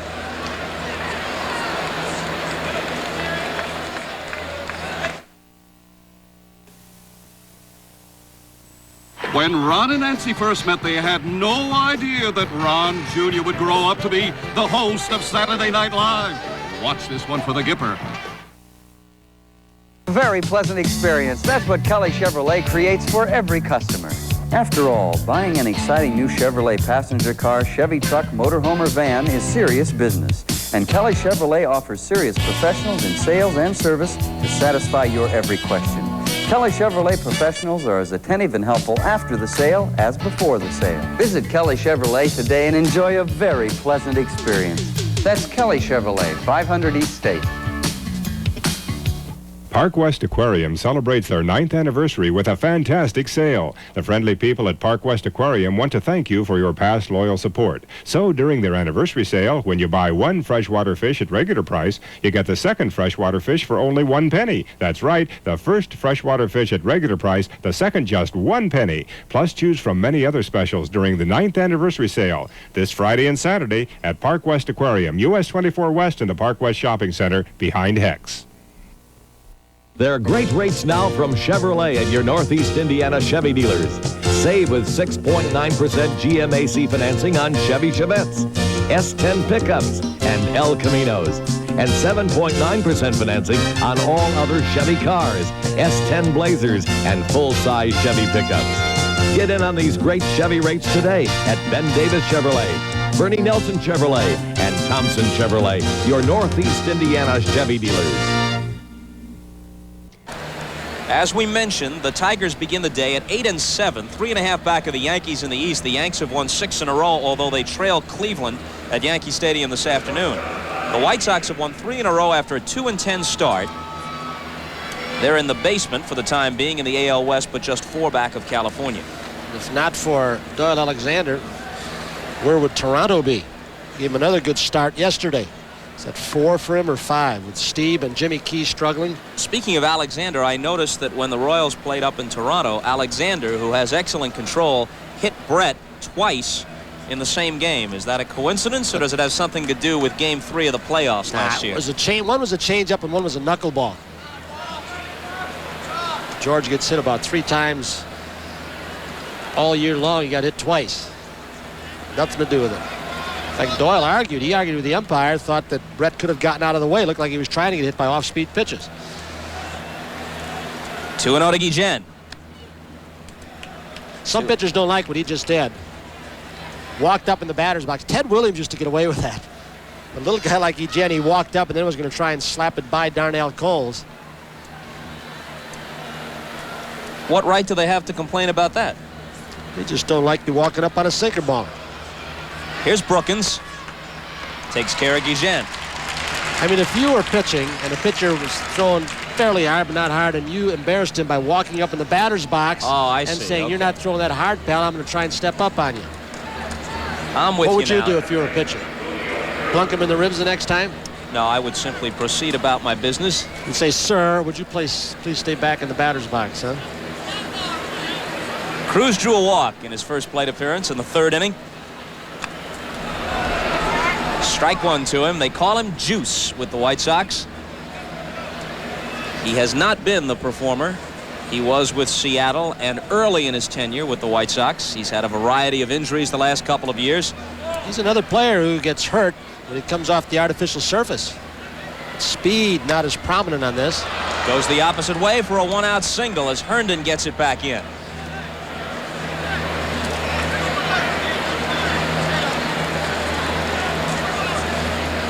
Another situation with 1 out. Skinner hitting out of the 9 spot.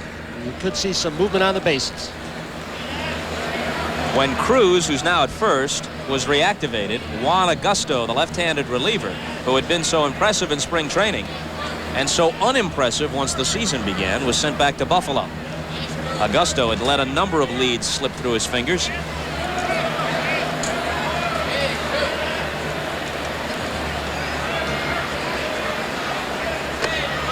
Ball one high to Skinner. This is not a whole lot unlike last night's game, where for about 4 or 5 innings, a whole lot wasn't happening, and then about the 5th and 6th, things started exploding all over this ballpark. It's happened too frequently to the starting staff of Billy Muffet of the Tigers. When they do get a game, they get out of Frank Tanana, the left-hander up in Boston, who struck out 1 and walked 6 and gave up 3 base hits. Left-hander up there. This pitching staff's deep, the Tigers starting staff. The Point, your 5th starter, now in the bullpen. But you wouldn't think they would continue to go like this. However, as the inning buildup on the Petries and the Morris has been something that has hurt this staff. Well, they've pitched a lot of innings over the last half dozen years. Morris pitches tomorrow against Joel Davis of the White Sox. First pitch of the season from Morris to Dwight Evans of the Red Sox, hit for a homer. And it's been like that ever since for Jack Morris. He's been throwing batting practice so far this season.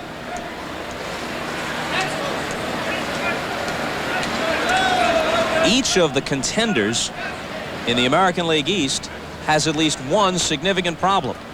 We'll talk about that in a minute. What about Dave Steeb's elbow with Toronto? Well, it bothered him the last couple of months of the year. He has thrown a lot of sliders in his career. Tried to work a curveball in more and off-speed stuff. Jimmy Key has struggled up there.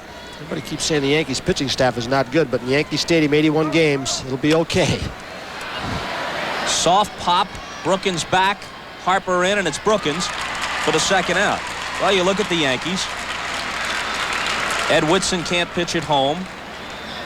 Phil Niekro won 16 a year ago. Whether he can duplicate it this year with the Indians is another question, but there's 16 victories gone from last year's team. Britt Burns acquired from the White Sox. The hip condition will cause him to miss the entire year. His career is in doubt. Detroit is without Kirk Gibson for at least a month. Morris and Petrie have had their problems. Baltimore is without Mike Boddicker, finger injury, 15-day disabled list. Tippy Martinez has had dizzy spells of late. Tippy's on the disabled list now, 21 days. I think it may be arm-related as it was the last couple of years. Cangelosi. Terrell spears it and throws him out. So Cruz has a single, but that goes to waste. 1 man left in the top half of the 5th, and still no score. Mr. Goodwrench knows your car's engine is an inferno of heat and friction. 100, 200 piston strokes of engine wear per second. It needs the life-saving fluid that protects it right. GM Goodwrench Motor Oil. Takes the friction, takes the heat. It's everything General Motors asks for in a fine motor oil. Get it from Mr. Goodwrench. No one knows your GM car better. No one. Hey, Marty, you seen the monthly receipts? No. How we doing? Oh, beautiful.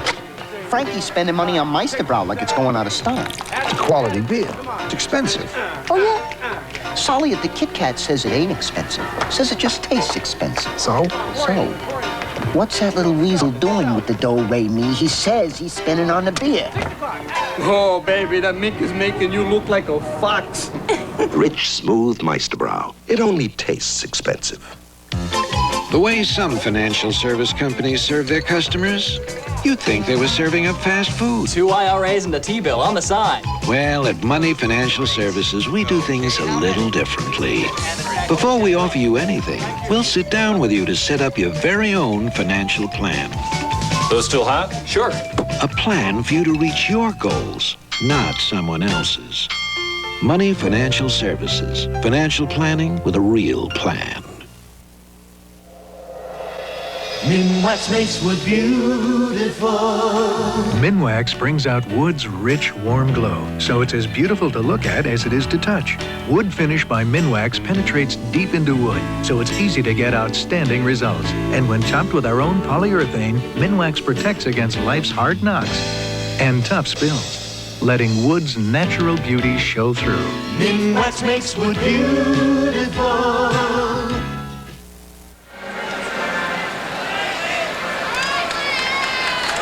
Beautiful spring day at Tiger Stadium. The White Sox, oddly, have not won a day game all year. They're 0-6 in sunshine. No score as we go to the bottom of the 5th. Parrish, Lemon, and Harper.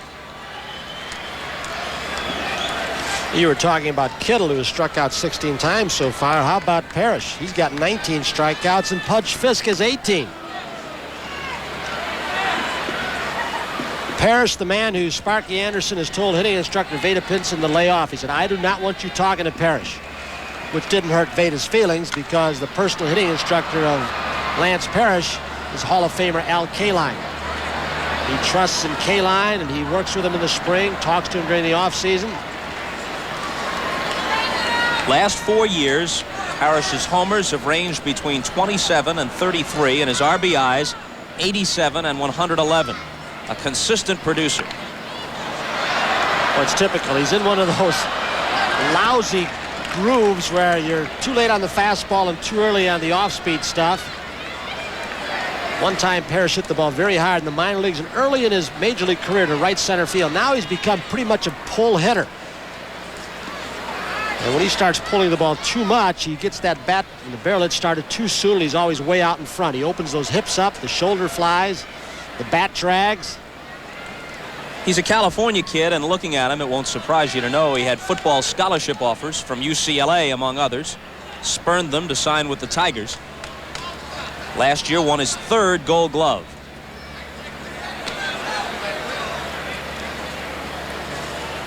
And he'll produce those homers and RBIs even when his batting average falls off. He's had seasons where he's hit around 240, but the homers were still near 30 and close to 100 RBIs. Ripped, and Guillen with a great play. I don't believe it. It gets by and into the dugout, and I would have been very interested to see the call had Bonilla been able to come up with it. I think he might have been out. It looked like he would have had him by a half a step. Joel Skinner tried to get down and back the play up. Ozzie Smith will make plays like that on occasion. In fact, Ozzie Smith many times will fall down on balls or do acrobatic things on balls hit directly at him. He's a great showman. Ozzie Guillen, whose throwing arm is not real strong, but he almost made one heck of a play right there. And that is as tough an error as you'll ever see anybody be charged with. It's a base hit and an error, I'm sure. That's what it is. It's a single and E6 on the throw after one of the all-time or almost all-time great plays at the shortstop position. And he was 5 feet onto the outfield grass. Here's Lemon. Man at second, nobody out. Ball one high and away. Ozzie plants the right foot. He did get quite a bit on this, and really Bobby Bonilla had a good bounce to handle, a long hop, but he stretched so, expecting the ball to scoot, and it popped up and went over his head. 1-1 to Lemon. Looking at the replay, I think Parrish would have been safe had Bonilla handled it, but barely. Lemon with nobody out and a runner on second base trying to get the ball to the right side. It's the kind of situation where you might see that fastball or breaking ball down and in to force Lemon to pull the ball. Lemon likes the ball out over the plate. One of the reasons why he gets hit so often, he stands relatively close to the plate, and he dives into the ball on occasion. The 1-1. 2-1. Only Don Baylor has been hit more often among active big leaguers. Watch Guillen's throw once again. Notice Bonilla on this especially. He stretches out expecting the ball to scoot. And when he stretched out so far, the ball was just a little overhead high. He probably would have been safe. It would have been bang, bang. Outstanding effort by Guillen.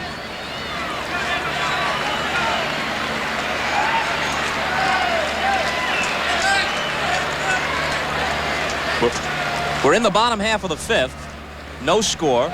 Parrish at second after a single and a tough throwing error charged to Ozzie Guillen. Interesting here, Bonilla on a 2-1 count playing up for a bunt, which gives a lot of room for Lemon to hit by him on that side. 2-2.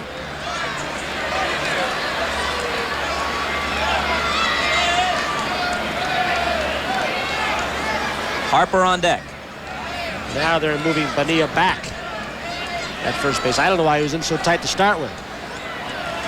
It's only the 5th inning. Expect your 5th hitter to butt in that situation. If you do, he's doing you a favor. You're playing for 1 run, giving up an out too easily. But maybe all you get is 1 run when it may have the makings of a bigger inning. Sparky's had to do some strange things last year when they weren't producing runs except for the home run power. He was bunting more. Same as McNamara is up in Boston. 3-2 pitch from Bannister to Lemon coming. Parrish has to go back to second, and Guillen throws Lemon out. Looked like Bannister pulled the string on that pitch a little bit, and while he did it, I think he hurt something because he signaled into the dugout to Dave Duncan to get somebody warmed up. He got hurt. I don't know if it was the last pitch or the pitch before, but something's wrong with Bannister. He called Guillen in. He went around with his finger on his bare hand, signaling to get somebody loose. Don't know what he hurt, but I think he has hurt something. Well, Still we'll no watch action. for action in the bullpen. Nothing yet. Harper lined hard to Tollison in his first at-bat in a Detroit uniform. He doesn't want to throw. He hurt his left foot. Don't know which part of his left foot. Ankle, calf. You can see what he's doing from that center field camera. He wants out. He's already signaled, but La Russa is not getting anybody ready.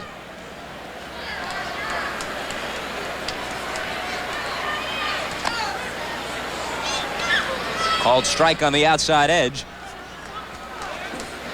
Nobody stirring down in that bullpen. Well, and I've seen stir is Herm Schneider, the trainer, who's come up to the second step in case he's needed.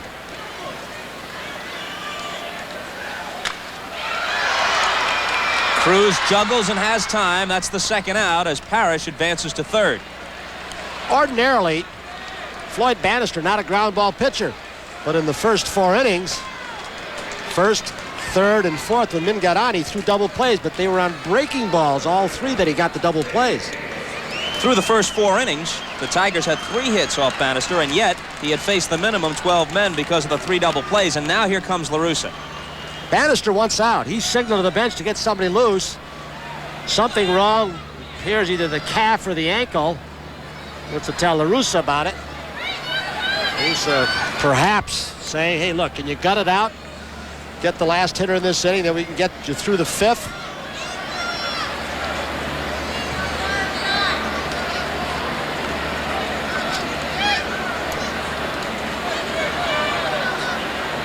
There were times, and I think it was a tag that was hung on Bannister when he was with Houston and after that he didn't have the guts to pitch. I don't believe that's true. He's a real tough kid. He's very quiet. He's got a very droll sense of humor. And of course, he went to Seattle. The same tag stuck with him. They keep saying, hey, if you got that kind of great stuff, why can't you win? Perhaps it is with Art Kushner and Dave Duncan say he's too much of a perfectionist, wants to make the perfect pitch all the time. And you kept hearing that he wouldn't establish that pitch on the inside part of the plate. Not talking about throwing at people, brushing them back. I'm talking about taking control of the inside portion of the plate, the way a John Tudor, for example, does with the Cardinals. He keeps looking into the dugout, and they still have nobody ready. Now they're coming out of the bullpen on the right field corner. 2-0 to Engel. At the end of this inning, we'll have another edition of Baseball Remembers, and it focuses on Ted Williams. Dave Engel's dad, Roy, grew up with Ted Williams in San Diego. 3-0 now, and Roy Engel played football at USC. In fact, starting fullback for the Trojans in a pair of Rose Bowls. Dave Schmidt, over from the Texas Rangers with that pound ball, that sinker. Got the makings of a pretty good bullpen. Bob James, the closer, he's been awesome the last few times out. He walks Engel on 4 pitches, and that's the first hitter he's walked. He was having no trouble with his control until this inning when the apparent injury to his foot has thrown him off stride, no pun intended. And he hadn't thrown the ball well at all. The ball just seems to be, well, the velocity is at least 8 to 10 miles per hour slower, and it's kind of a crisp fastball. It's kind of running out of the strike zone to right-handed hitters. Brookins, first and third, 2 out. Takes a strike. Sparky Anderson apparently with little regard for egos or reputations, noted that Lou Whitaker had hit .224 against lefties the last 2 seasons combined and said, I'm going to sit him against some southpaws, and that's the way it's going to be, all-star or not. 0-2. Darrell Evans will be 39 next month. Led the league in homers with 40. Oldest man ever to lead the American League in that department. First Tiger to do it since Hank Greenberg in '46. Sparky said fine. He still sits against some left-handers. Here comes the 0-2 pitch to Brookins. Line drive, base hit. The Tigers have the lead.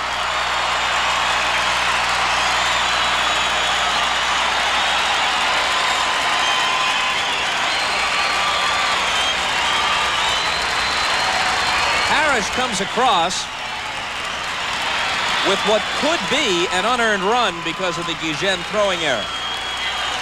And the pitch hit on the count that drives catchers, pitching coaches, and managers absolutely crazy. They lose a lot of sleepless nights. No balls, 2 strikes.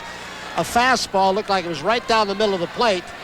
Tony La Russa is going to come out now and talk to Rich Garcia. Herm Schneider, the trainer, comes out to ask Rich Garcia, hey, look, we've got an injury problem here. Can the man who comes in get as many pitches as he wants? Rich Garcia probably will say, yeah. An injury, we know about it. You came out one other time. Dave Schmidt will be allowed to throw as many as he wants when he comes out. That 0-2 pitch right down the middle.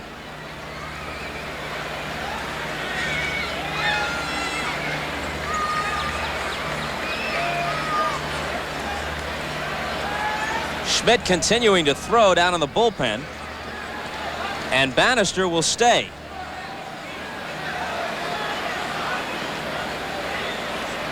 So Collins will step in to face him with runners at first and second, 2 outs, and a run home here in the bottom of the 5th.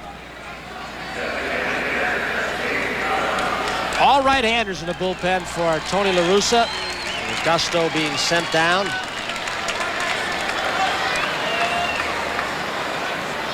Seventh big league stop for Collins. Well, those guys in the truck are thinking right along with me. California, Seattle, Cincinnati, the Yankees, the Blue Jays, the A's, and now the Tigers. Change for a ball. The record for most teams played with is 10. Several players have played with 10 big league clubs. Tommy George Davis Brett, was George one of them. Brett's brother is one of them. Yep. Ken Brett. 1-0 pitch. Bounce to short. Guillen goes to Cruz for the force, and they're out of the inning, and we'll see if Bannister is there in the 6th. The Tigers get the game's first run, lead 1-0, and now another edition of Baseball Remembers, focusing on the splendid splinter, Ted Williams. Old Spice presents Baseball Remembers. Brought to you by unmistakably masculine Old Spice. Splash on the feeling. Splash on Old Spice. Ted Williams remembers that special feeling about the last at-bat of a great career. So as the game progressed, nobody in the world, certainly I wasn't thinking about hitting a home run. I was swinging just like I would ordinarily swing. If I got a good pitch, I was trying to hit as hard as I could. And in the 9th inning, I hit the ball well enough that it did make it, and I ended up with a home run. A lot of thoughts went through my mind as I went around the bases. I knew it was the last time, and I felt, I had a feeling that, gee, it's maybe an accumulation of 25 years of playing going around. All you gotta do is smell the coffee, splash on Old Spice. Now you're moving, isn't it nice? Standing tall now, you're doing it right. Pour out a handful, splash on some spice. Nobody sends more guys out there than America's favorite, unmistakably masculine Old Spice. Now you're moving, don't think twice. Splash on the feeling, splash on some spice. Again, we remind our viewers we'll select the NBC Miller Lite Player of the Game at the conclusion of the contest, and the $1,000 award goes to help fight multiple sclerosis. Get the word from home plate umpire Rich Garcia. He was in the midst of the conversation with LaRussa and Herm Schneider and Bannister that apparently a knee problem. Don't know if Bannister got the cleats caught. You know, wonder if it was the ball that was hit directly back up the middle that he started after, got his feet tangled up, and Cruz turned the double play. He was in a very awkward position then. You can see the shadows are going to creep across home plate another inning or so, which will make it a little tougher on this bright day in Detroit to see. See, baseball remembered, second best hitter I ever saw, Ted Williams. And the best? Right-handed. Mickey Mantle. Right-handed. And folks, that's not the token Mickey Mantle common. Right-handed, he had the perfect swing. Lifetime, Mickey hit about 328, I think, right-handed, and it was around 340 before the last several years of his career. And he had several seasons where he was over 400 right-handed and down around 275 or so left-handed. Place the ball with power in that right field bullpen in Yankee Stadium when they try and keep the ball away. He'd walk up on the ball and hit it out in that direction. It's awesome. Regularly hit it over that 407 sign in right center, batting right-handed at the old Yankee Stadium. 1-1 to Tollison. Cole's in close for the bunt. 2 balls and a strike. Incidentally, when Mickey presented that Sportscaster of the Year award, he gave you a pair of nice cowboy boots. Did you have them bronzed yet? Dangling from your rearview mirror. A little too big to dangle from the rearview mirror. I'll wear them to next week's game. How's that? The 2-1. Ran up as if to bunt. It's inside, 3-1. Terrell hasn't walked anybody yet and doesn't walk many, as a matter of course. He has excellent control. He is not an easy pitcher to hit against. You keep saying when you go up, make him get it up. And yet it's about mid-thigh when you see it, out halfway between home plate and the pitcher's mound, and next thing you know, it's down beneath the knees. Plus with that pound ball, changing speeds on the off-speed pitch. Lemon flips the shades and makes the catch. You can see those left-handers trying to go and hit the ball the opposite way. As soon as they start doing that, you can start getting the ball in on their fists and up, ride a fastball, a four-seamer, even though it's not real hard. When you're looking away, ties you up inside. In addition to that batting average away from home, the American League's best at .335, for whatever reason, Baines hit .341 against left-handers. Whoa! Look out! This game is tied. And it hits the facing of the roof. That is your major tape measure job. If that ball had been over a foot or so more towards center field, it does go on the roof, perhaps over, because it appeared to have the trajectory of still going up. A good low ball hitter, Harold Baines, gets challenged by Terrell. That was a rocket. That ball hit that facing before you could blink your eye. Watch the right leg kick, how his timing device, ball about mid-thigh high, and Harold, who does not watch home runs a la Harmon Killebrew, Reggie Jackson, just keeps on trotting. We saw Reggie put one over the roof here a couple of years ago. The last guy to do it was Lou Whitaker, of all people, last May off Bert Hooton. This one might put the White Sox in front. Kittle goes deep. Back-to-back homers. It's 2-1 Chicago.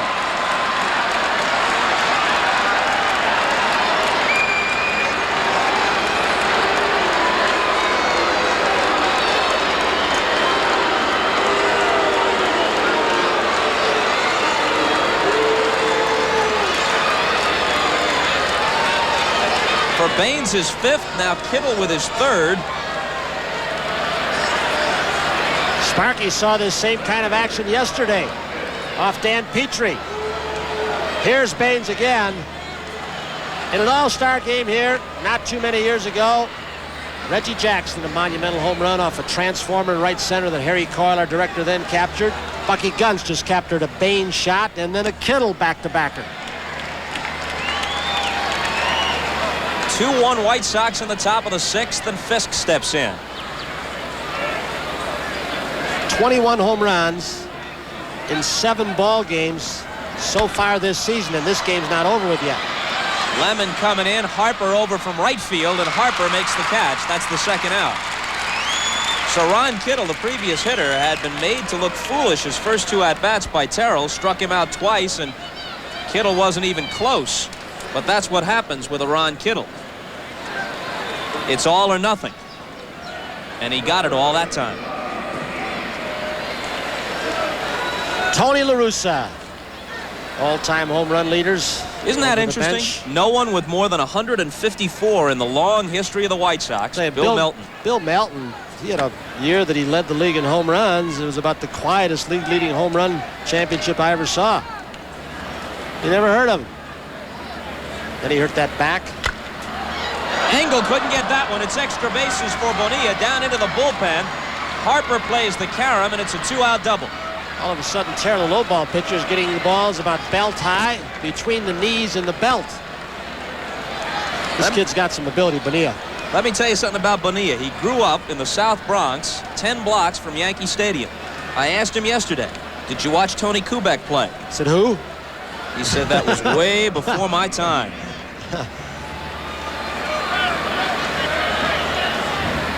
He's only 23. Getting a chance to play because Greg Walker got that arm in the cast. Walker slipped in the mud, dove for a ball, and fractured a bone in his wrist.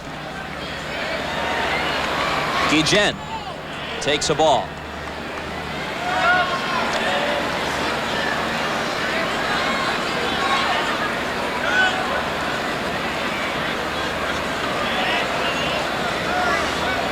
Guillen, his first 2 years in the minor leagues for San Diego, switch hit. In fact, in winter ball last year in Venezuela, he hit his first 30 at-bats.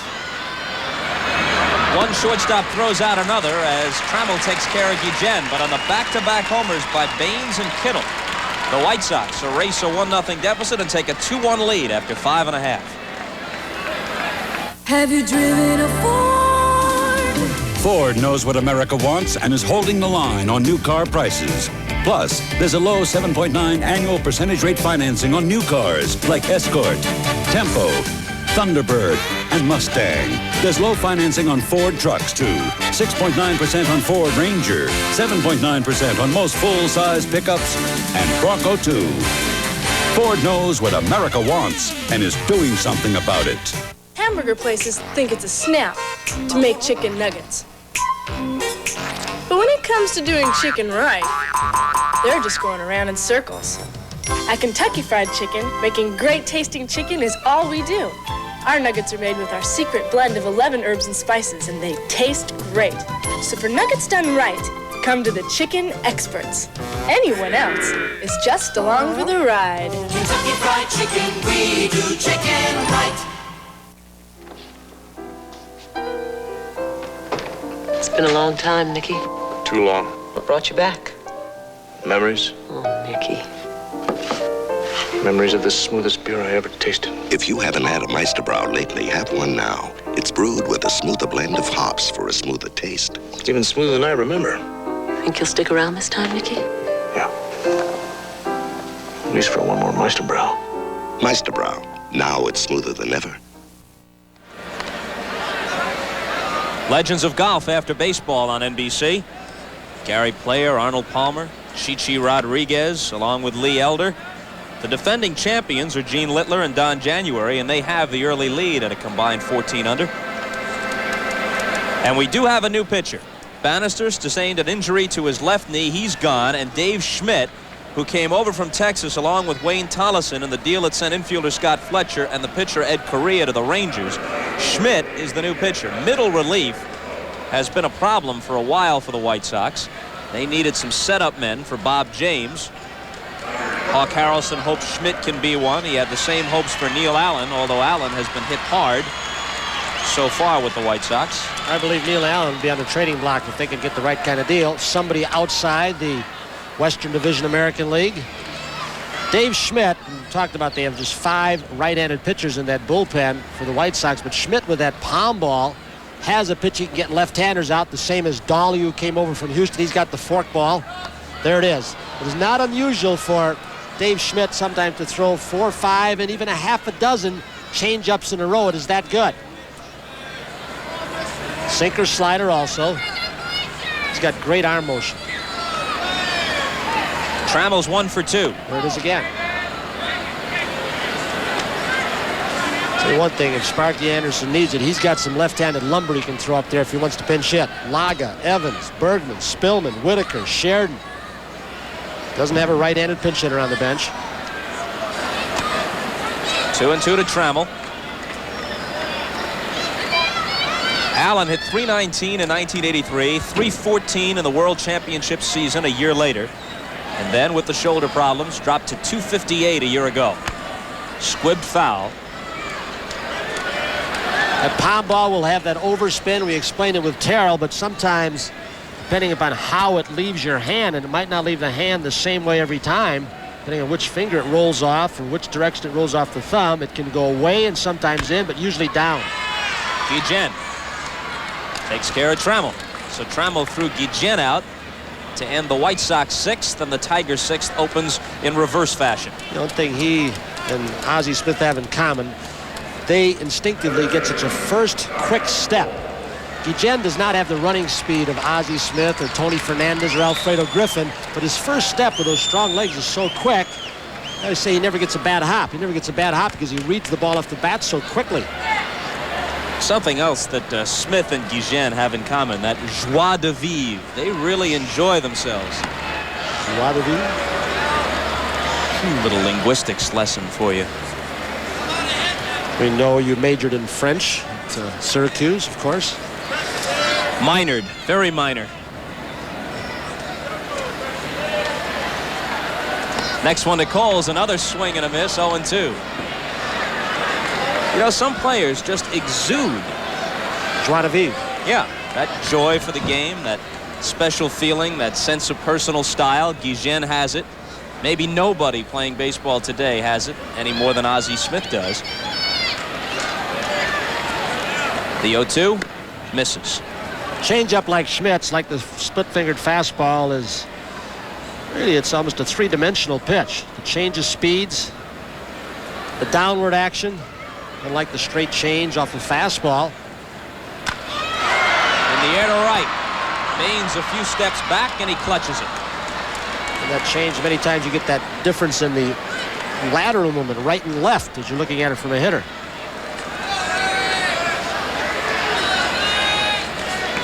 Now it'll be Herndon. Interestingly, Bannister has a chance to be the winning pitcher in this game. He managed to make it through that bottom of the 5th, left trailing 1-0, and the homers by Baines and Kittle make him the pitcher of record with the White Sox leading 2-1. This might tie it up. It's headed for the corner, and it's off the wall. Herndon has a double. Change up, it stayed upstairs. Herndon hit it almost with one hand. This park, like Fenway Park, in fact, this may be a better park to hit it than Fenway. You've got a great background hitting out of the dark. The balls sound good here, and it's a psychological thing. About belt high inside part of the plate. The power alleys are so short here. If you're a pitcher, you try and say, well, keep it to the big part of the ballpark, which funnels to 440 feet in dead center field. But if you don't keep it right there, those power alleys of 365 and 370 are very, very attractive. And that's where more balls are hit than any place else. Power alleys are short. The dimension to dead center, 440, is now the longest in the major leagues. Interesting, like in right center field where you're looking right now and down the line, that upper deck overhangs about 10 feet into the playing surface. So you really don't have to hit a ball 325 feet to get it in the seats. You can hit it about 315 if it's high enough, and it'll land right in the front row of the upper deck. Parrish singled and scored in the 5th. Another off-speed pitch for a strike. Remember the setup at the old Polo Grounds in left field? The facade hung over. An outfielder would be camped under what looked like a routine fly ball, and it would tick that facade on the way down, and the ground rule said that was a home run. The 0-1. Called strike. Parrish didn't like that. Hitters won't complain too often on the first pitch if they think the umpire missed it and calls it a strike and you think it's a ball. When he puts you in 0-2, as Parrish is now, you get a few more stares and dirty looks.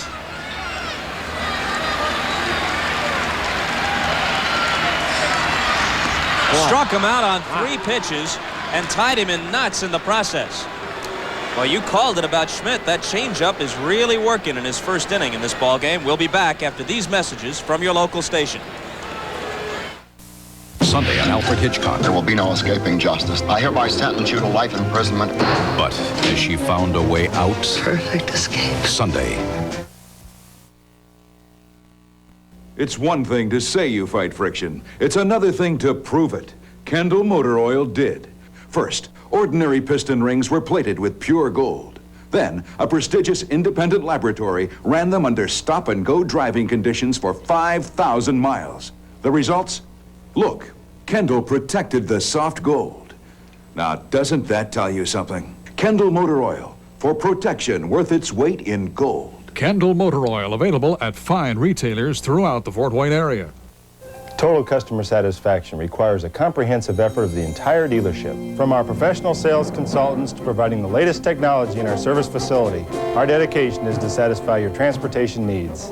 Our new dust-free paint facility enables us to offer the highest quality work possible. With over a 50% increase in our service area, your automotive needs can be met as effectively as possible. This service expansion is another step in our continuing effort to make Tom Kelly Buick a nice place to do business. Gilson presents The Big Deal. Get big savings on Gilson rear-engine riders and tractors. Save up to $500 on a free mower deck, plus up to $250 mail-in rebate on tractors, or save $350 on 11-horsepower rear-engine rider with free grass bag and mail-in rebate. Big deal savings, mail-in rebates, and no monthly payment for 90 days are 3 reasons why Gilson is America's best buy. Available at Imo's Lawn and Garden, Portland, and G&R Sales and Service in Marco. See News Center 33 at 6 and 10 p.m. following. Earlier that Walt Terrell was the second toughest pitcher to hit a homer off of in the American League last year, behind only Danny Jackson of the Royals. But it has been the gopher ball that's hurt him today. The homers by Baines and Kittle, the difference. 2-1 Chicago as we go to the 7th.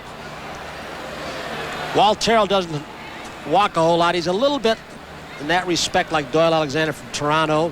Some of the other great pitchers, Robin Roberts and the Spawns, when they had a lot of home runs, usually they don't walk people on ahead of it. Give up more solo home runs than anything else. Cruz has walked and singled in his 1986 debut. First pitch swinging gives Lemon a chance. 1 out in the Chicago 7th.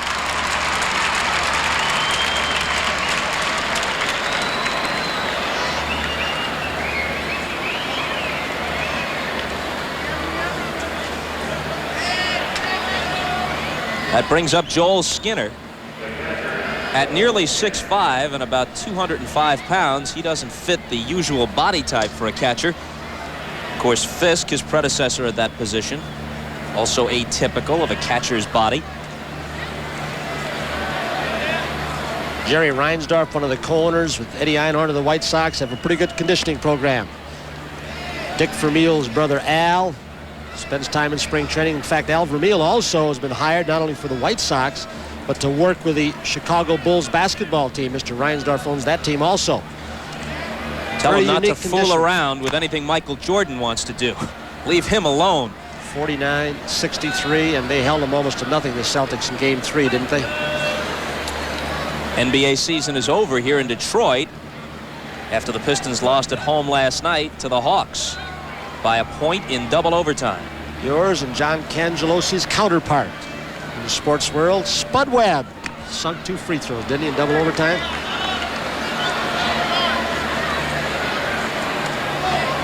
Two and 1 the count to Skinner with 1 out and nobody on, top of the 7th. Show you how thorough new White Sox hitting instructor Willie Horton is. He talked to Bob Skinner during this winter.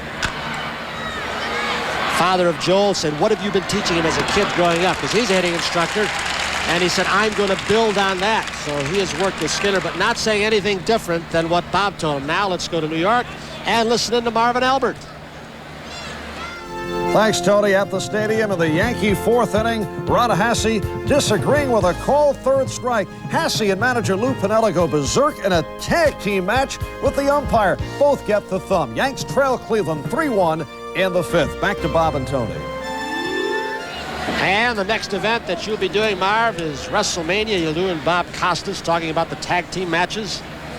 Yeah, Kubek, you are just out of control now. I mean, you'll just say anything that pops into your mind, won't you? We got to get you on a leash. When you can coach first and manage on a AAA level, as you did last week with the Toledo Mud Hens, I can do and say whatever I feel. You wacky funster. Here's Cangelosi. Well hit to right field. Harper started in, goes back, and he is on the track as he makes the catch. Is that ball live there? Cangelosi got fooled and hit it 375 feet. It carries here, and it brings us to another edition of 7th inning stretch. Gatorade Thirst Quencher presents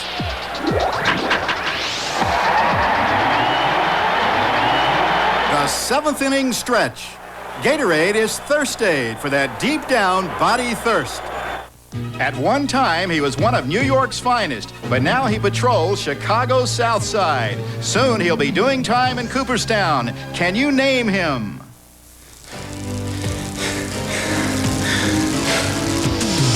Gatorade is thirsty.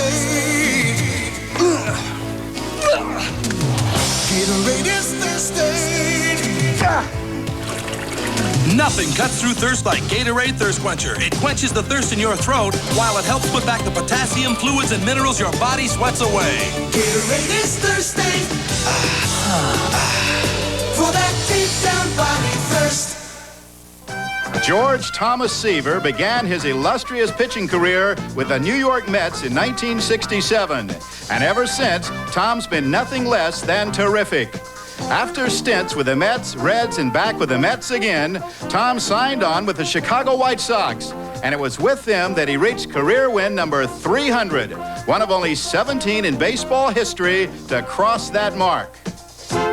Here's to Tom Seaver, a 3-time Cy Young winner, focusing on the Hall of Fame.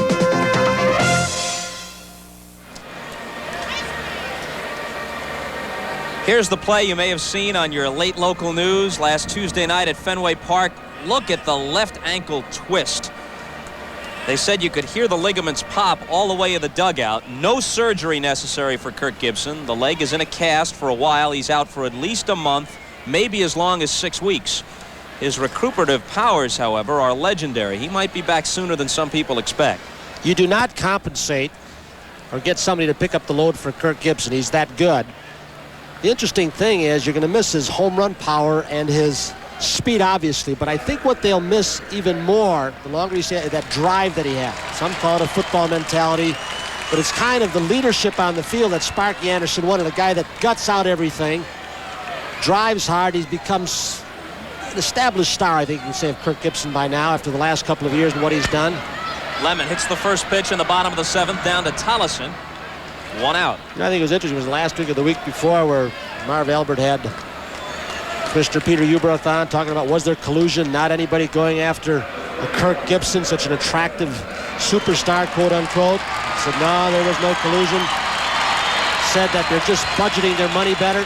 Really surprising that all the teams would come to their senses the same year when it has been proven that a guy like Kirk Gibson, when you sign him, you end up selling more season tickets and you almost get your money back instantaneously, like a Jackson or a Carew when he went in a trade. So I really didn't agree with the commissioner, which is not unusual. You could do an excellent job as an agent, I see. Oh. Evans bats for Harper and takes a ball. Darrell Evans says the mini feud of this spring is over now between him and Sparky Anderson. He says, I've said my piece, and that's the end of it. I got a chance to blow off some steam. I don't agree with it all, but there's a good atmosphere on this ballpark, a lot of team spirit on this ball club, I should say, and he doesn't plan to rock the boat. Well, you can see the thinking of Jimmy Campbell, a brilliant president of this ball club, and Bill Joy, the general manager, to think, hey, look, we can't all get old at the same time. And, you know, you've got guys now that are getting to the 30 mark, or upper 20s. They've got to infuse the Lagas into the lineup, the Darnell Coles. Look out. It is a tie ball game. They gave him one swing, and he made the most of it.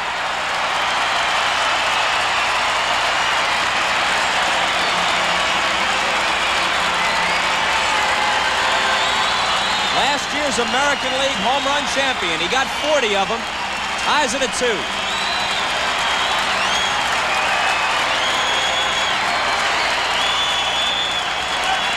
A pound ball that may even have been out of the strike zone beneath the knees. But you're looking at a pretty good, and it's an understatement, low ball hitter in Darrell Evans. I'd love to have seen him play his entire career in this ballpark, the way he pulls the ball to reach those right center and right field seats, or Yankee Stadium. Wow. I mean, he did well enough in places like Atlanta and San Francisco. Now Sheridan is batting for Engel.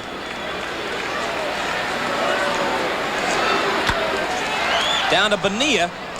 Comes up with it and makes the play unassisted. Let's go back to the Evans home run. Watch it one more time. See where the pitch is from Schmidt. Appeared to be a pound ball. Now, it wasn't out of the strike zone. It was right at the knees, inner part of the plate. It didn't go down enough, or like Schmidt wanted it to. And there's Darrell Evans. Over the year with Henry Aaron and Davey Johnson, and he, all three at 40 home runs or more at Atlanta. Only time it's ever happened in Major League history. You mentioned all the left-handed bats Sparky had arrayed on his bench. He's using them in this inning. First Evans for Harper, then Sheridan for Engel. And now Lou Whitaker hits for Brookins, and he'll remain in the game as the second baseman. Tie ball game in the seventh. Lash toward the gap in right center. Cangelosi won't get there. It kicks away from him a little bit, but Whitaker is content with a double. So two of the three pinch hitters come through with extra base hits.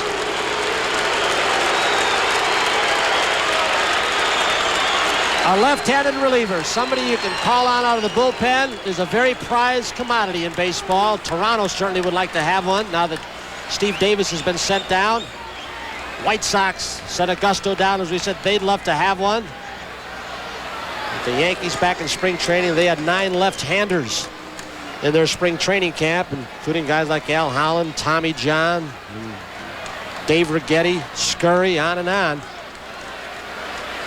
Cangelosi saved a triple by reaching out with his bare hand and flicking that ball back toward him as it started to kick away. Bring a trip to the mound from Dave Duncan, one of the two pitching coaches. Of course, Mo Drabowski, the bullpen coach. I haven't been able to understand this. Now, Dave Schmidt is a member of the bullpen. Why didn't Mo come out? I guess it's too long a run from the right field bullpen, huh? Well, this is going on. They've got some action down in the pen. Former Astro is throwing. He's got a good arm also.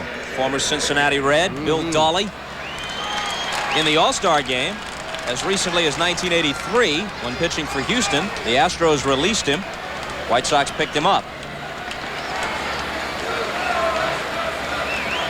So now Dave Collins, who's 0 for 2, turns around and bats left-handed. He's a better hitter from this side anyway. Schmidt's pitch. Line, base hit. Whitaker around third. Could be close as Cangelosi throws. Oh. Safe. Skinner had to reach out just a little bit down the first base side and then lunge back. Otherwise, they've got him. Lou Whitaker does not have great running speed. But with 2 outs, he didn't have to hesitate at all. He cut third base very sharply. And when the left-handers throw, tailed away to the first base side, he slides away from the tag. Outstanding hitting by Collins. Great base running by Whitaker. The Cangelosi arm, not strong and not accurate this time from very short center field. Here's what they'll tell you about Cangelosi. He does not have any better than an average arm, but he does charge the ball very well on base hits. And he got to that ball quickly and unloaded the throw, and had it been a little more on line, they've got Lou Whitaker. And when the throw was let go, which it had to be, Collins with that speed kept on going. He got in scoring position. Guillen, I believe, has been sent out by La Russa to stall for some time, buy a few more pitches for Dolly, and he's out, and that'll be it for Dave Schmidt. So Schmidt entered the game in the 6th and was sharp with the off-speed stuff. But Evans got to him here in the 7th for the pinch hit homer to tie it. Then with 2 out, Whitaker with a pinch hit double, and Collins follows by hitting the first pitch to him through the box for the go-ahead hit.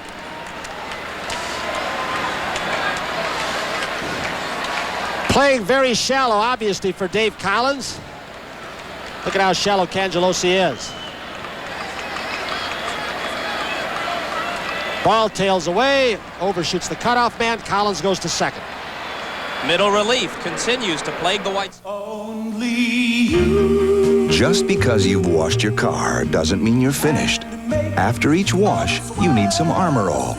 On the dash, the bumper, and especially the tires. After all, when you're in love, what's a few extra minutes?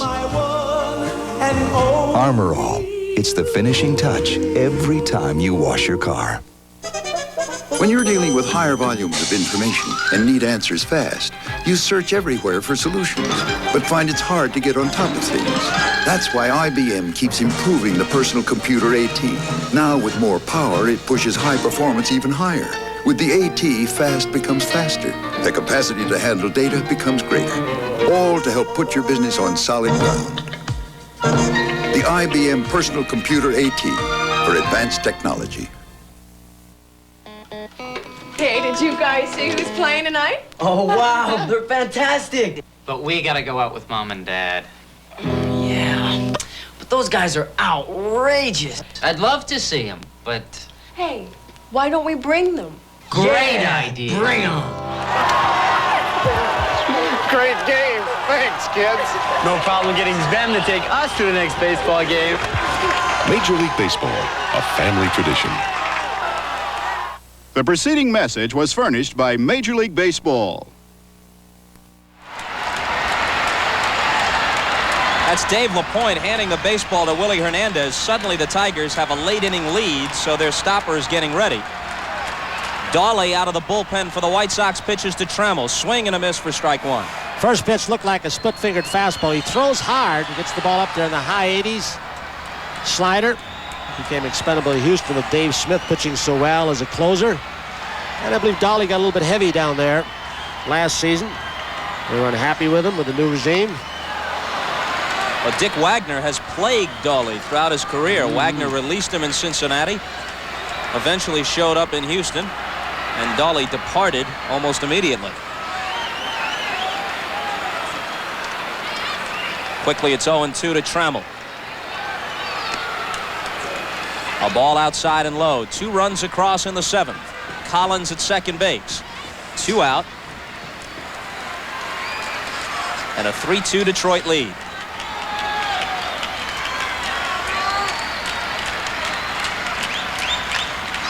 Rolled to short. Guillen, easy chance. That'll do it. But on the Evans home run, the double by Whitaker, and the RBI single by Collins, the Tigers take the lead. When the big Q flows, America goes. Hey, that truck runs, a Fisher & Son doesn't. Only gets the big Q. Quaker State. Well, you can depend on number one. Fuel pop, they start with Pennsylvania grade crude. Nothing like Quaker State. It's a one-of-a-kind formula. Stable viscosity, keeps the oil flowing, protecting, no matter what. No substitute for quality. I got 2 great partners. Quaker State. The big Q stands for quality. Always has, always will. Hey, Marty, you seen the monthly receipts? No. How we doing? Oh, beautiful. Frankie's spending money on Meisterbrow like it's going out of style. Quality beer. It's expensive. Oh, yeah? Solly at the Kit Kat says it ain't expensive. Says it just tastes expensive. So? So, what's that little weasel doing with the do-re-mi? He says he's spending on the beer. Oh, baby, that mink is making you look like a fox. Rich, smooth Meisterbrow. It only tastes expensive. Tommy Lasorda here, introducing the Honda All-Stars. We've got quite a team this year. Leading off and cutting the infield down to size, the Honda Lawn Mower. In the outfield, covering left, center, and right, the Honda Lawn Tractor. Tearing up those base lines, the Honda Tiller. And the Honda Generator, the real power in the lineup. Without it, I wouldn't have any fans. Enter Honda's All-Star Game at participating dealers. You could win tickets and travel expenses to the baseball game of your choice. In the look-alike world of financial services, one stands out. It's one of America's strongest diversified financial experts. A fortress of insurance protection for group medical care and employee benefits. A master architect of financial growth in pensions, mutual funds, and real estate investments. It's the Travelers. Have you looked under the Travelers umbrella lately? All three pinch hitters stay in the game. Evans plays first with Engel out. Whitaker to second with Brookins having been pinch hit for. And Sheridan into right field for the other new acquisition, Brian Harper. What a difference in bench strength. All 6 of the hitters Sparky had available. He's used 3, capable of hitting the ball to the ballpark, all left-handed. Laga, Evans, Bergman, Spillman, Whitaker, and Sheridan. You look at Tony La Russa's bench, Harrison, Rodney Craig, Brian Little, switch hitters, and then Reed Nichols and Tim Hewlett. Not a whole lot of power on that bench, is there? Terrell's pitch to Tollison outside, 2-0. So the home run derby continues at Tiger Stadium. This is what, just the 7th game here this year, and there have been 22 homers hit in this park already. 3 today. Some debris on the field out in center field. Remember when Jimmy Campbell, the president, when some of the bleacher fans got rowdy? That isn't what's happening now. They're very well behaved in the sun out there. He closed the bleachers for weeks at a time. A glorious day at Tiger Stadium, 22,000 here. You know, the Tigers were the last American League team to install lights. They didn't play night games here until 1948. The second oldest ballpark, Major Leagues, next to Comiskey Park. Great historian, Hall of Famer Ernie Harwell in the broadcast booth. He can tell you every blade of grass in this field. 3-0 pitch coming to Tollison. Walked him on 4 pitches to open the 8th. He didn't throw those balls well at all. Just trying to say, here, hit it to Tollison. You got Baines coming up, left-handed batter, and even though he hits lefties well, I think Sparky's going to make his move. He may stall a while to give Hernandez a few more pitches down there in the bullpen. Well, Hernandez walked down between innings, and he knew that Walt Terrell had told Sparky Anderson and Billy Muffet that he was starting to tired or stiffening up early in the season, so Hernandez comes in. And his first assignment is hardly a piece of cake. He'll have to face Baines, and then it'll be Kittle. They're the guys who homered against Terrell. Only you. Just because you've washed your car doesn't mean you're finished. After each wash, you need some Armor All. On the dash, the bumper, and especially the tires. After all, when you're in love, what's a few extra minutes? Armor All. It's the finishing touch every time you wash your car. When you're dealing with higher volumes of information and need answers fast, you search everywhere for solutions, but find it's hard to get on top of things. That's why IBM keeps improving the personal computer AT. Now with more power, it pushes high performance even higher. With the AT, fast becomes faster. The capacity to handle data becomes greater. All to help put your business on solid ground. The IBM Personal Computer AT for advanced technology. Hey, did you guys see who's playing tonight? Oh, wow, they're fantastic. But we gotta go out with Mom and Dad. Yeah, but those guys are outrageous. I'd love to see them, but... Hey, why don't we bring them? Great idea. Bring them. Great game. Thanks, kids. No problem getting them to take us to the next baseball game. Major League Baseball, a family tradition. The preceding message was furnished by Major League Baseball. Hernandez is 5 for 5 in save situations this year. MVP and Cy Young Award winner in 1984 when they went all the way. He'll face Baines. I mentioned this in Baines' last at-bat against Terrell, the right-hander, against whom he homered. Baines hit .341 against left-handed pitching a year ago, .293 against right-handers. So you don't gain as much as you might think when you bring in a southpaw against it. You probably cut down his power numbers, though, I would guess. And I haven't looked it up in the Baseball Analyst. Seymour Siwa from the Hurt Brothers book, which is about as prized a gem as you can get. But I would think his power production goes down, slugging average, and on-base average. Hernandez has been all but perfect his last 4 outings. He's had 4 saves. Hasn't given up an earned run, struck out 6 and 5 in the 3rd. He's not a one-pitch pitcher. Everybody thinks all he's got is a screwball. He throws pretty hard, got a slider also. Had that Foul ball back by for Baines. strike 1. Had that ball by Baines. He's got a good lively fastball. Mike Cuellar former great Oriole pitcher, taught him the screwball, one Winter League season down in Puerto Rico.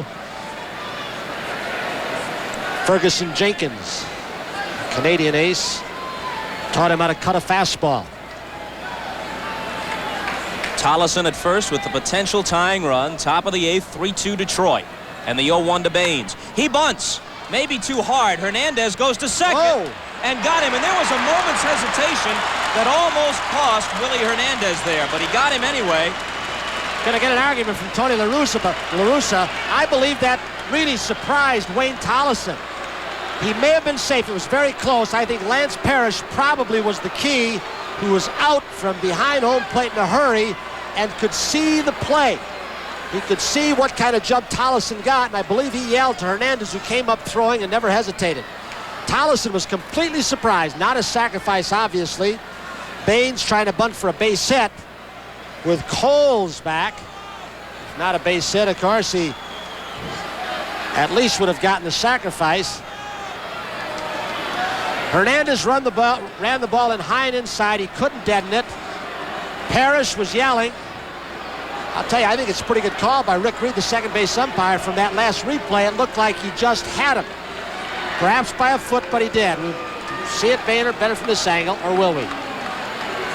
I think he was out. Maybe a foot, but he was out. Good call, Rick Reed. You wonder why Baines, with that average off left-handers, would try and do that, huh? I wonder what his personal history is against Hernandez in particular. Yeah, well, that's a real tribute to Hernandez. There's no question. He's been so good, and they know it. Maybe Baines just can't handle this guy and knows it.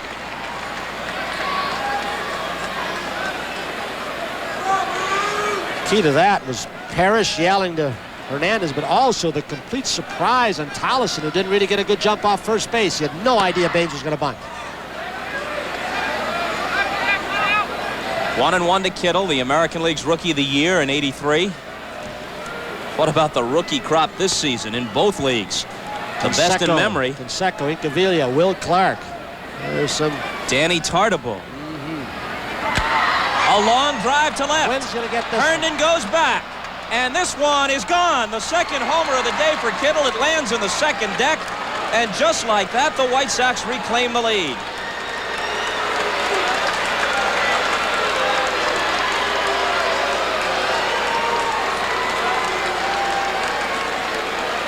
In the classic all-or-nothing mode, he's been at bat 4 times. Struck out twice, homered twice. I really think Willie Horton is going to help Kittle. He has moved Kittle up on the plate. He's saying, look, you're going to strike out anyway. Why don't you strike out trying to pull the ball? Hernandez calling into Parrish, saying, where was the pitch? Was it up in the strike zone? I don't think it was as far down or as far in as he wanted to get it. I don't believe it was a screwball. It looked almost like a slider. Trying to bust down and in or beneath the fists. Sparky saw this same thing last night, didn't he? The replay. 2 exciting games to open this series. 9-7 White Sox last night, overcoming a 7-2 Detroit lead. This one is seesawed. Ron Kittle gets Baines off the hook a little bit, at least temporarily. Fisk is 1 for 3. There's a screwball. You can see when he throws a screwball, and that's a key to him, when something that Cuellar told him, his step is different. He will step more toward third base to open up his body so the arm can come through, stay on top of that screwball. It's too late, of course, for a hitter to be able to see it. Once that ball is almost relief, you can't be looking at the guy's feet and the way he opens his hips. Look out. Foul back toward us. You can tell the veterans. Hawk Harrelson is sitting down toward the end of our booth. He didn't flinch. He knew just where that ball was going. Some of the technicians, however, experienced heart failure as they dove to the floor.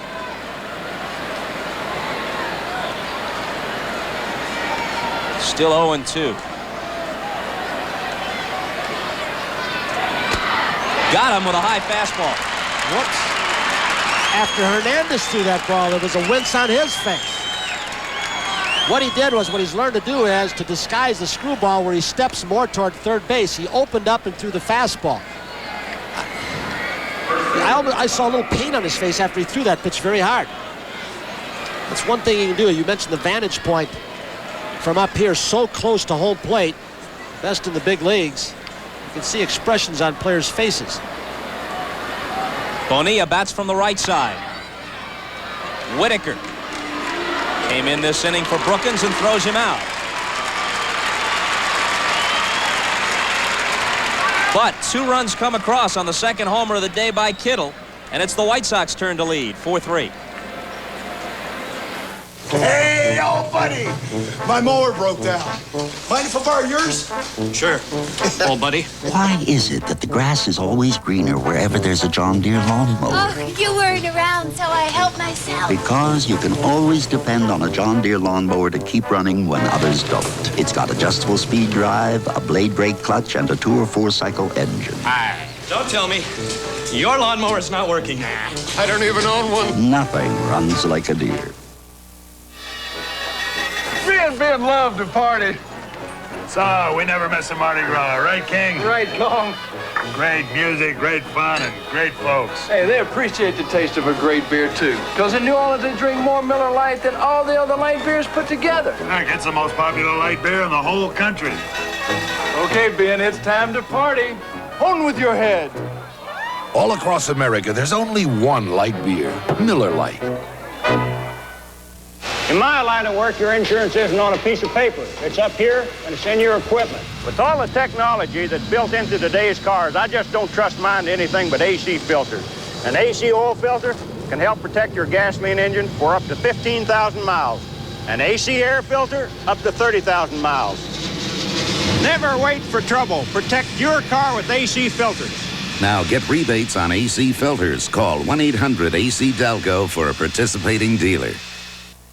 An American tradition continues. On April 8, 1974, he hit career home run number 715. Hammerin' Hank Aaron became baseball's home run king. Now, slugger Dale Murphy supplies the long ball power for Atlanta as the Braves meet the Phillies or the Angels take on the Brewers. The tradition is here. The memories are waiting.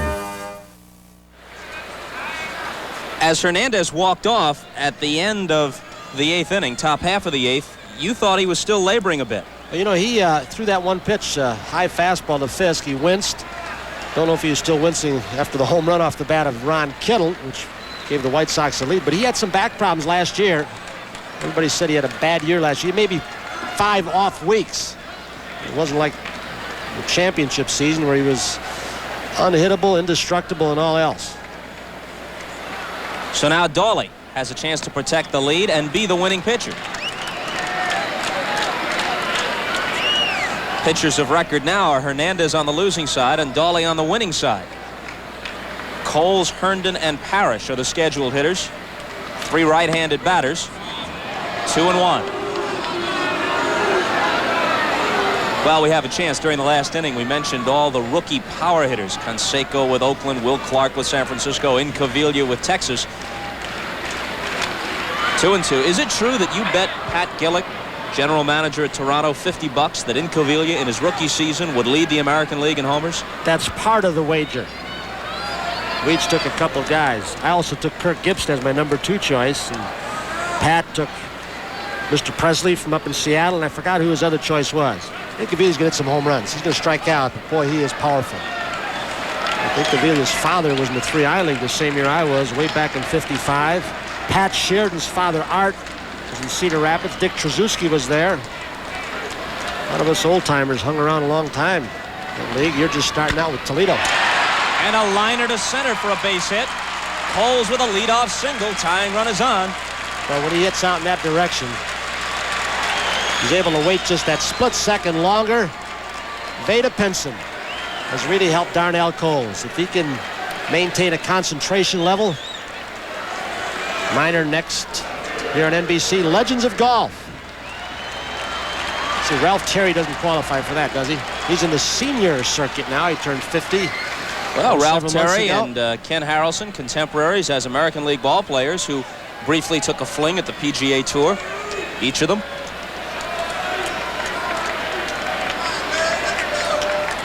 Herndon doubled his last time up. He's 1 for 3. A ball low. La Russa has his bullpen going. And he's got Bob James up this time. Team record 32 saves in 1985.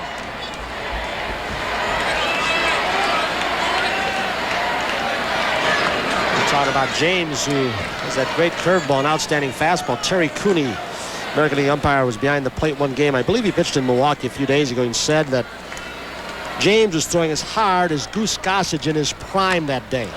Check swing gets by Dawley, and the play from Cruz to Bonilla retires Herndon, and Coles moves on to second. Bonilla almost got caught out of position. He strayed a bit too far and had to hustle to get back to take Cruz's throw. Bonilla can play the outfield. He played first base, forced into that with Greg Walker down. Julio Cruz looks to see if he can get the lead runner. Takes the sure one. Dave Duncan's going to make the trip now out to Dolly. Just to go over some scouting reports on Parrish. Dolly, of course, over from the National League. And they just want to keep fresh in the mind of Joel Skinner and Bill Dolly how they are going to pitch him, where they're going to play him. And buying a few extra pitches for Bob James also. Parrish the next hitter, and Lemon will follow him, another right-handed batter.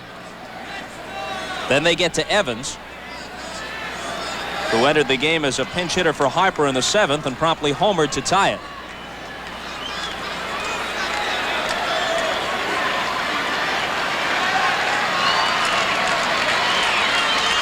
Dolly's pitch to Parrish.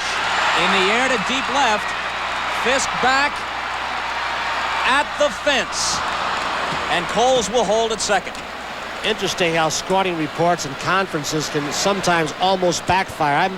I would guess that Duncan came out and said to Dolly, okay, we don't want to want him to get his arms out. Start him out with a fastball up and in. He's been swinging at a lot of bad pitches. They've stuck with breaking balls most of the early part of this game with Parrish. So he aims the fastball up and in, almost out of the strike zone, and almost backfired on him. I think that might have been a waste pitch almost, just to try and jam him or have him swing through the ball, and he almost hit it out. Lemon now, he's grounded out 3 straight times. Infield now has moved back more with 2 outs, tying run on second base. You want to knock anything down. Little things that go on in the ball game. Gujan usually plays a more shallow shortstop. He's moved back. Tollison at third has moved back, and Cruz is way deep at second base. Concede that little dribbler, the single, which won't score a run. High for a ball, 1-1.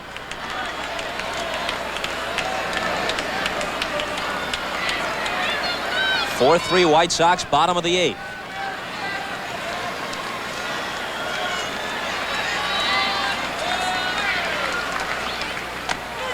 Called strike, and Lemon gave up on that one. Tough slider.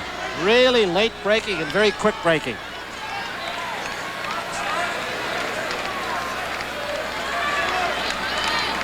Four more homers hit today at Tiger Stadium. 2 by Kittle, 1 by Baines, another by Evans of the Tigers, and Gujan can't get it.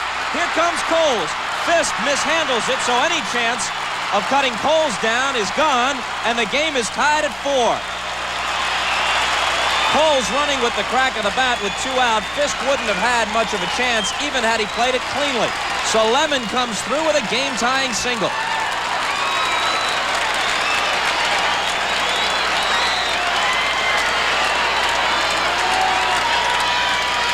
Dolly working from ahead in the count. 1 ball, 2 strikes, and he got a ball up again. Out over the plate, right where Lemon likes it. Fisk might have had a chance. He knew he had to charge it, may have overcharged it. Ball scooted beneath his glove. You can't beat this. Ballpark like this, beautiful afternoon. A booth this close to the field, you can almost feel the game coming at you. And for the second straight day, a terrific game between these two clubs. Evans fouls the first one back. He was reiterating his story about the UFOs for us last night at the batting cage. When playing for the Giants, he and his wife, Sue, saw a UFO, at least they think they did, land on a little knoll, a suburb outside San Francisco. Flashing lights, hovering out there. He swears by it, says it sat there for about 15 minutes. Terrell immediately called Pops, who worked for NASA, and said, Pops, you won't believe what I just saw. You play long enough at Candlestick Park, you'll start to hallucinate. He swears it was true. The 1-1 pitch. 2-1. Watched it go over the hills behind his home. Should call Mr. Hynek from the International UFO Foundation. Give him a report. He says he got a letter from that guy. Wanted all the details of the sighting. Good hitter's pitch. Whoa, he just got under. Had a pitch he could handle Whoa. and didn't quite get it. Cangelosi in front of Baines. And we'll go to the 9th, tied at 4. RBI single by Lemon, evened it again in the 8th. Started out as a party, but turned into a case of the missing case. Groovy shindig. Incredible feat. Thank you. Hey, quit turning out the lights! Oh, Mickey! It's okay, doll. Oh, it's not. There's a case of Miller Lite missing. Who took it? It had to be somebody in this room. Rodney! Hey, guys, take it easy, will you? Why'd you do it, Rodney? 'Cause life tastes great? Yeah! 'Cause life's less filling. Yeah! I tell you, I didn't do it. Oh, I'm not even Rodney. You! I thought it was a costume party. Great mask, huh? It's no mystery that there's only one light beer, Miller Lite. But if he didn't do it, who did?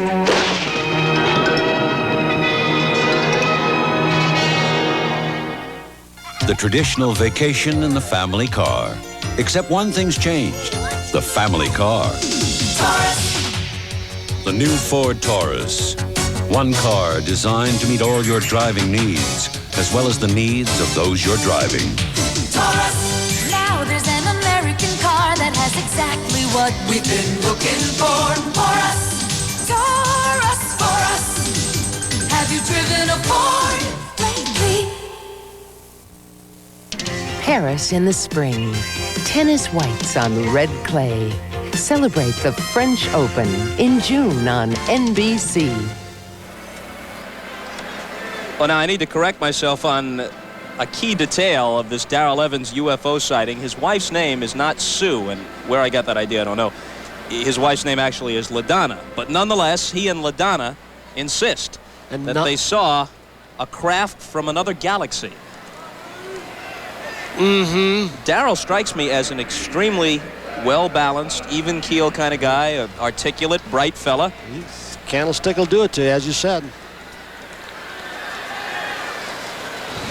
As we go to the 9th, Reed Nichols, former Red Sox, comes off the bench, right-handed hitter, and he'll bat for Guillen.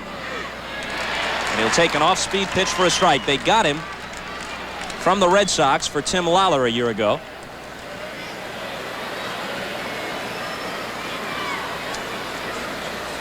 Julio Cruz next.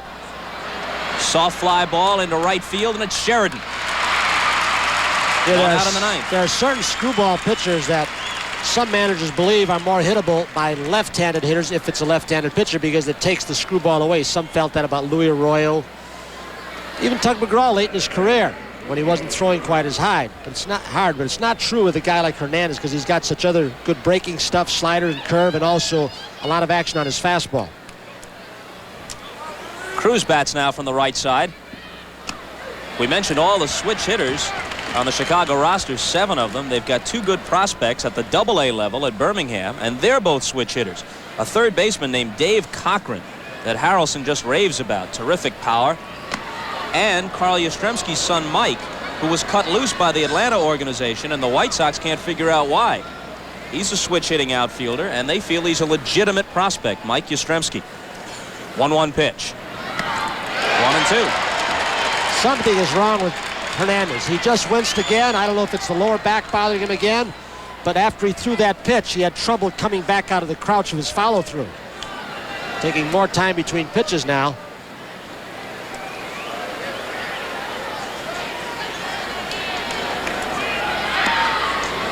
Holds off, and it's 2-2. Rodney Craig, another switch hitter, is in the on-deck circle, and they haven't used Jerry Hairston yet, their best pinch swinger. Got him on strikes.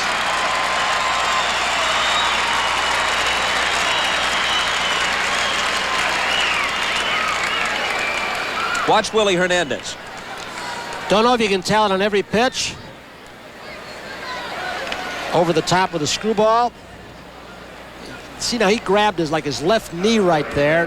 Not as much. It wasn't as apparent as a couple of other pitches before that. Last inning one and earlier in this series to Cruz. Strike one to Rodney Craig. Batting for the catcher, Joel Skinner.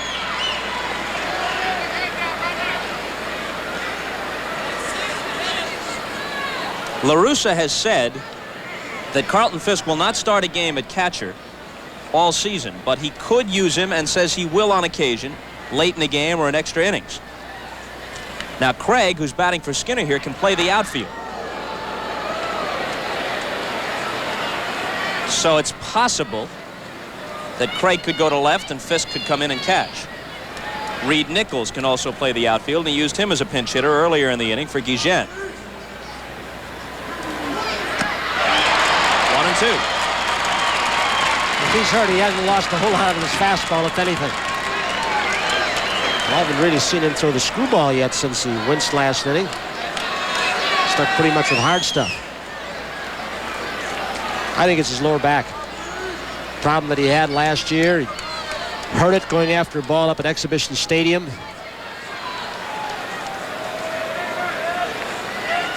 Two out, nobody on. Top of the ninth, 1-2 pitch. There's a he went around and he's gone. What a beautiful squeegee. He throws a couple of different kinds. 2 strikeouts for Hernandez in the top of the ninth. The Tigers have a chance to win it in the bottom half with Sheridan, Whitaker, and Collins coming up.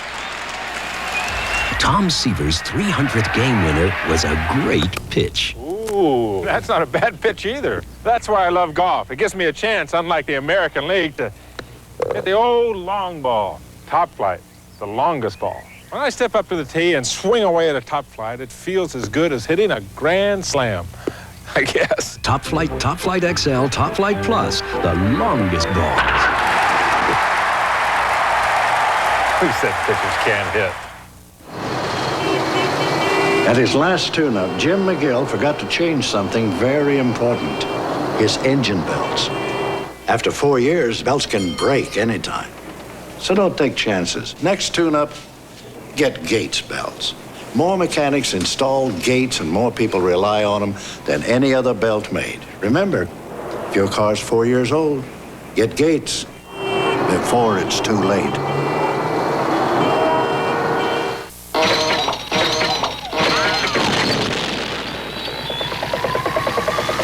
If you're having trouble cutting your lawn, you should know about Honda's side discharge mower.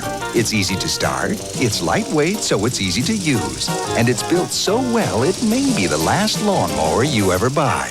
The Honda side discharge mower, with a bag or without. Buy one and leave your troubles behind. An American tradition continues. On April 8, 1974, he hit career home run number 715. Hammerin' Hank Aaron became baseball's home run king. Now, slugger Dale Murphy supplies the long ball power for Atlanta as the Braves meet the Phillies or the Angels take on the Brewers. The tradition is here. The memories are waiting. Bottom of the ninth, 4-4 ball game. Brian Little goes on to play shortstop as Ozzie Guillen was pinch hit for. New catcher Mark Hill catching Dolly. And Sheridan drills one at Bonilla, who goes down and gets up to record the putout. There's an example of playing percentage baseball. Bonilla told by Tony La Russa, stay on the line, 4-4 ball game. We're in the ninth, take the double away. He takes the double away and a base hit from Sheridan. Standing right on the first base line. Some will disagree with that strategy. Sure worked that time. Point to remember, though at third base, Tollison was not guarding the line for Sheridan. He was playing in the shortstop hole. Whitaker had a pinch hit double in his only plate appearance. Bottom of the ninth, tied at 4. And a ball low and inside from Dolly. Does it surprise you that James hasn't been called upon? I know they prefer to use him with a lead, but here we are. Well, he pitched last night. Not a whole lot, but he did. Long drive to right field, and he didn't get all of it, and Baines actually lopes in a few steps and makes the catch. He had started back toward the track. Bob, you'd mentioned the last couple of years how Lou Whitaker, who hit left-handers so well up until 2 years ago, having trouble against left-handers. Didn't start today. Part of the reason is he's more home run conscious. Hitting over 20 home runs last year. Not many second basemen have done that. Dick McAuliffe, of course, Charlie Gehringer, but trying to pull the ball more. It's hurt him against left-handed pitchers. In fact, the 21 homers he hit in '85 are a record for a Tiger second baseman. 2 quick outs in the bottom of the 9th. Collins takes a ball. James has quit throwing, and he's just standing and watching from the bullpen. There's a situation where your outfield defense should change a little bit on Collins. You know he doesn't drive the ball well. You want to play a little deeper so he can't get the ball over your head to get in scoring position in this 4-4 game, especially with 2 outs. You move your outfielders back a little bit so they can cut the gaps and don't get beaten over their heads. Keep them out of scoring position. As was the case for Sheridan. Bonilla right on the line at first, and Tollison off the line at third, and Collins showed the bunt and took a ball inside. 2-1.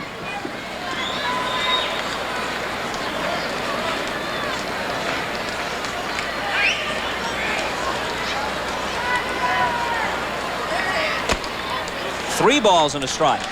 Collins has stolen only 1 base so far this year, but you know that he has an excellent track record in that department. They don't want to put him on in this situation. Well, he's had a bad knee, and he also fouled the ball off his right instep from spring training. Base hit.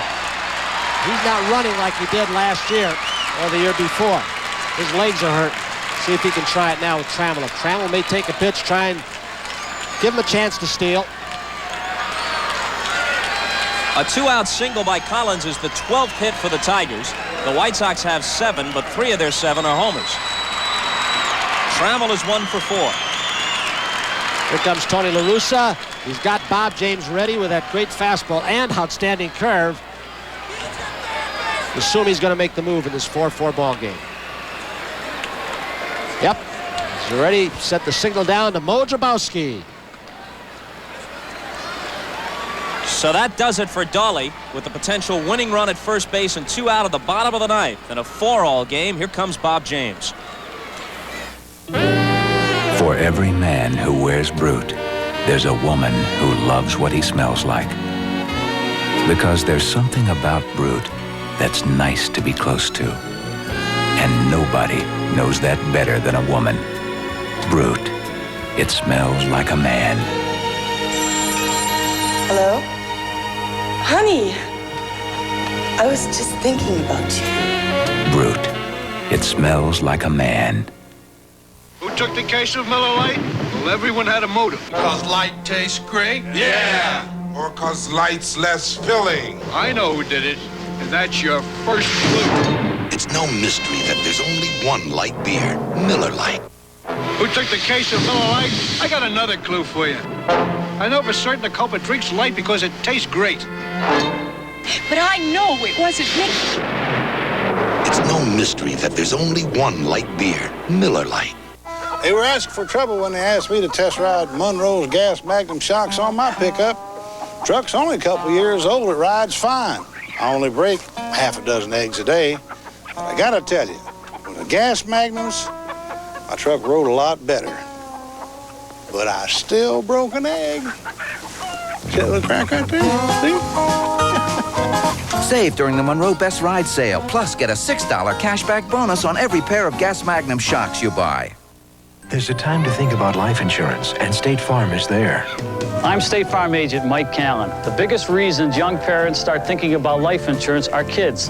Parents want someone who can explain life insurance and someone who knows how to listen too, so it'll fit their needs. And as a family's needs grow and change, they want someone who will be there to keep that life insurance up to date. That's why they come to State Farm agents. And like a good neighbor, And that's why they stay. State Farm is there.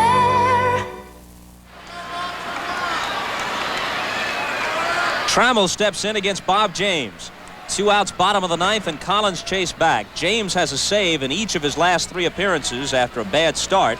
In his first 6 appearances, he was 0-1 and failed to come through in his first 4 save situations.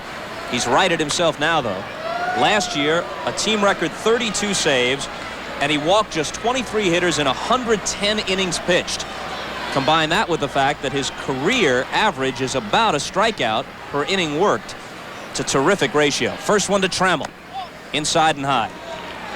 Some say the key for Bob James, when he does not have that overpowering 95-mile-per-hour fastball, and he can't, as big as he is, have it every time out, is the breaking ball. He's got a good curve. If he gets it over, he'll buckle a lot of right-handed hitters' knees. He's very quick, as you see, for a big guy to first base. And he is a big guy, and carrying that weight around with the knee problem that he had last year, you wonder what his durability will be this year. With the burly build, the blonde hair, the beard, he's a Greg Luzinski look-alike. Grounded hard and backhanded by Tollison. Long throw, got Tremmel. So a fine play by Tollison sends this one to extra innings, and for the third week in a season that is just 3 Saturdays old, the game of the week on NBC goes to extra innings. What did we go? 14 in Philadelphia with Vin and Joe, 17 in Montreal last week. We're at it again. You're looking at the company of Kempley & Kempley, and here's their Chief Executive Officer. She runs a tight company and depends on this, their Ford Aerostar. It lets her step easily into control, keeps her staff plugged in, gets them to important meetings, and makes her marketing plans work smoothly. Aerostar serves her well during her leisure time, fits right in the company garage, and even looks great when she and the Executive VP go out for dinner. Ford Aerostar, designed for the business of living. Aerostar, Aerostar. Every bottle of Miller comes with a clear promise. Miller's made the American way. A promise that Miller beer has been brewed naturally. Born and brewed in the USA. And above all, a promise of purity. A promise that Miller beer contains no additives, no preservatives. Miller's made the American way. Miller beer. Purity you can see, quality you can taste. When the big Q flows, America goes.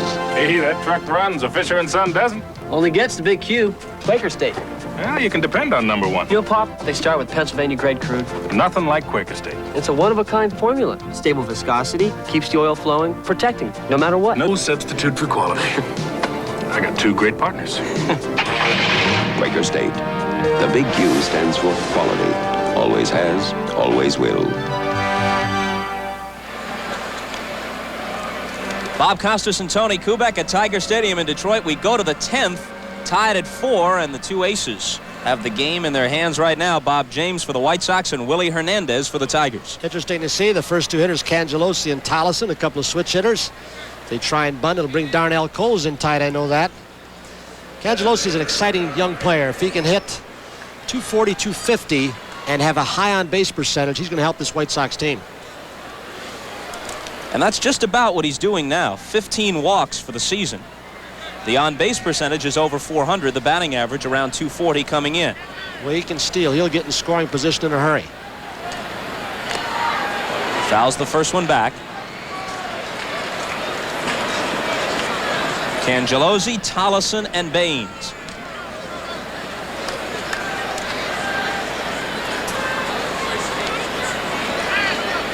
The Mets and the Phillies played that wild ball game on NBC first Saturday of the year. Set an all-time record for most men left on base in a game. I think it went 14.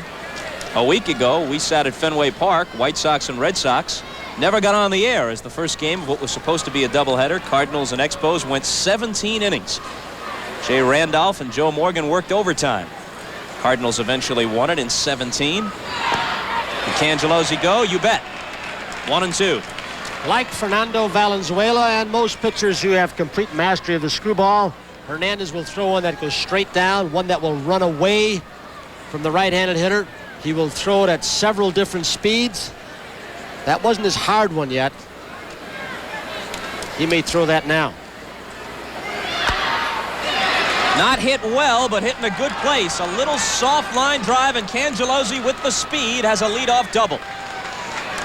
Don't have an official count, but at least 3 or 4 times in key situations, pitchers have been ahead of hitters, 0-2 or 1-2 in this ball game, and given up a base hit.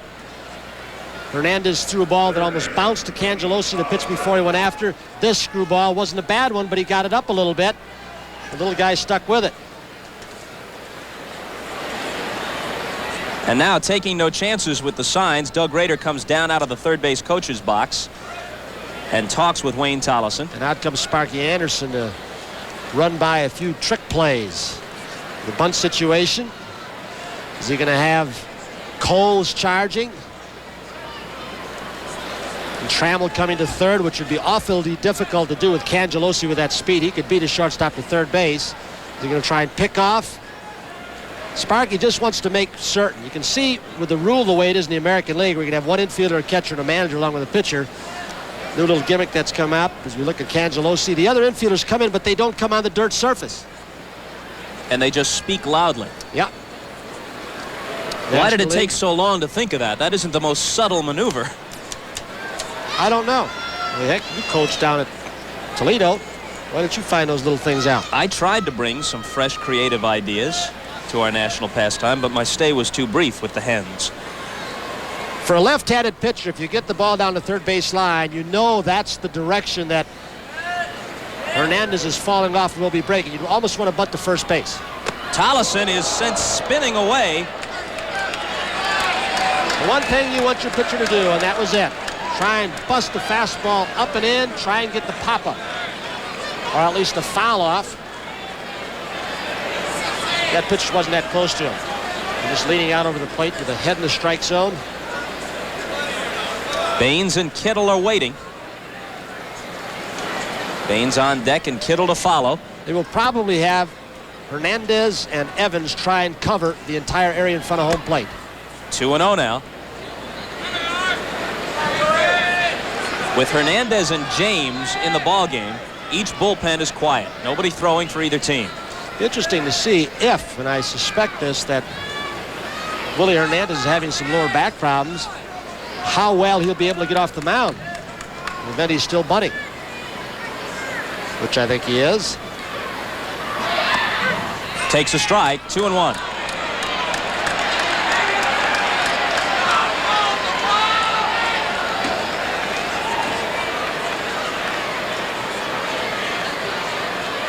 We're in the top half of the 10th. 4-8-1 for the White Sox. 4-12-1 for the Tigers.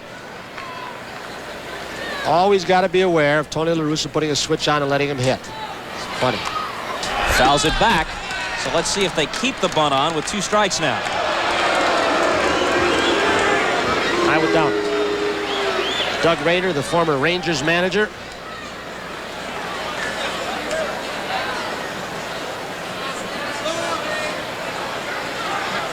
Sometimes they could have a hit on. Tollison could bunt on his own. I think he's going to be swinging.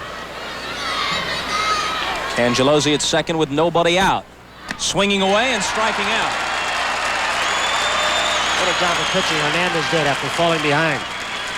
It's the 4th strikeout for Hernandez since he entered in the 8th.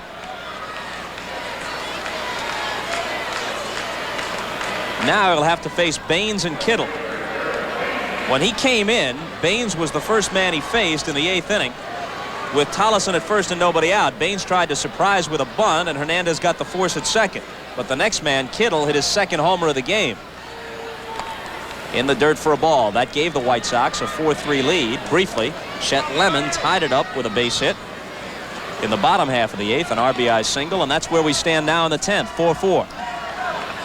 Few guys in the American League that a manager would love to have up there other than Harold Baines. That's why. Whitaker to his left makes a good play and throws Baines out. Cangelosi to third with 2 down. A tall grass just killed it. Looked like it had a chance to sneak through. Whitaker was playing Baines up the middle, playing him straight away. Hernandez pulled a string on a breaking ball, and the grass slowed it up.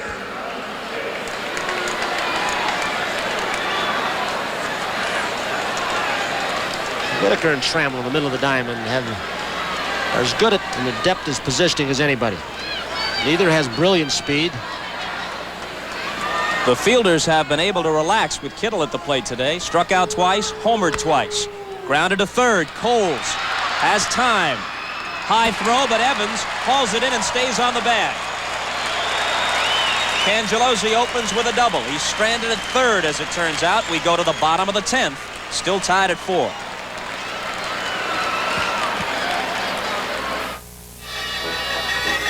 Ben loved to party. So, we never miss a Mardi Gras, right, King? Right, Kong. Great music, great fun, and great folks. Hey, they appreciate the taste of a great beer, too. Because in New Orleans, they drink more Miller Lite than all the other light beers put together. It's the most popular light beer in the whole country.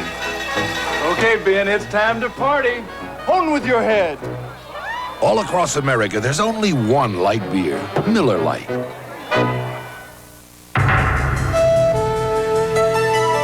It was only a matter of time. Acura Integra, a new dimension in sports sedans from a new division of American Honda. Precision craftsmanship and 16-valve dual overhead cam performance bring new sophistication to fun. Acura Integra, exclusively at Acura dealers.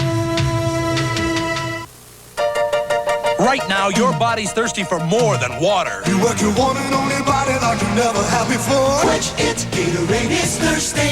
So go and give your thirsty body what it's feeling thirsty for. Quench it, Gatorade is thirsty. For that deep down body thirst. Gatorade Thirst Quencher quenches the thirst in your throat while it helps put back the potassium, fluids, and minerals your whole body's thirsty for. Quench it, Gatorade is thirsty. For that deep down body thirst.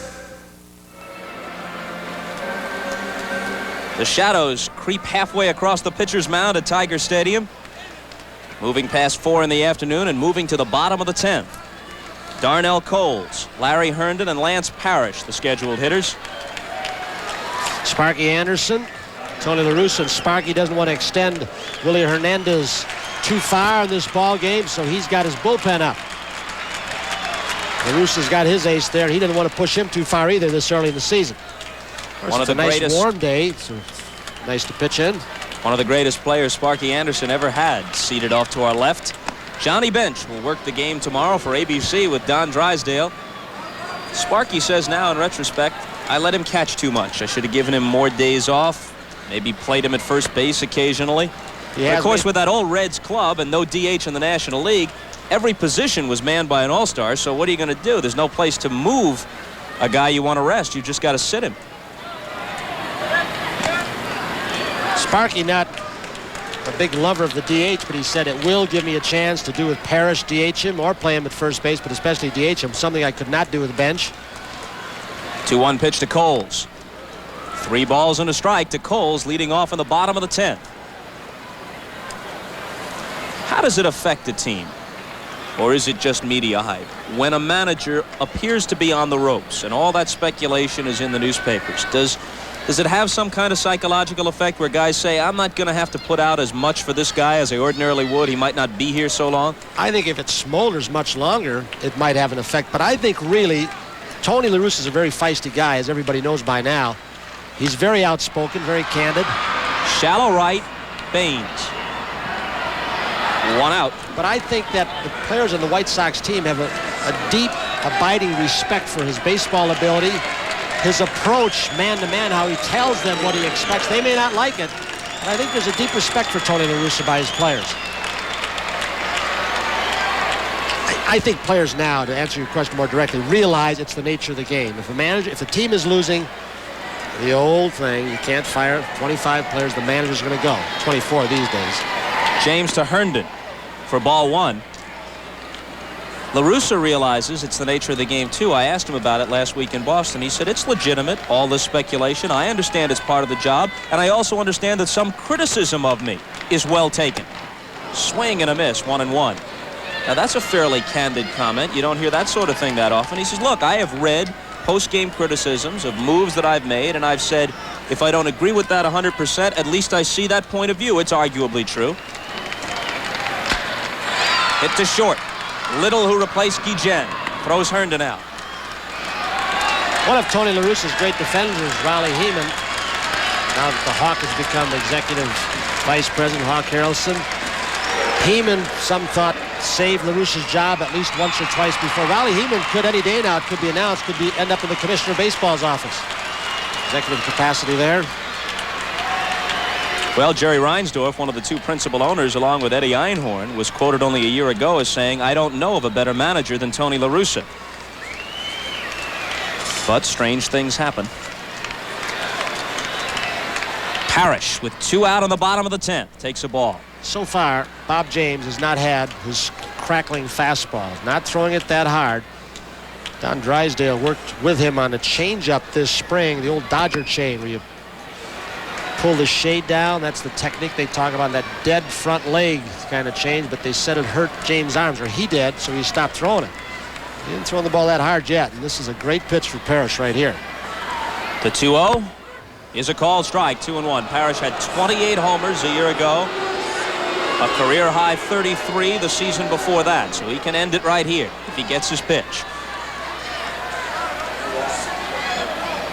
He won't end it if James makes pitches like this. Boy, right on the outside corner at the knees. Hit in the air to left center field, Cangelosi. We go to the 11th, and we'll be right back after these messages from your local station.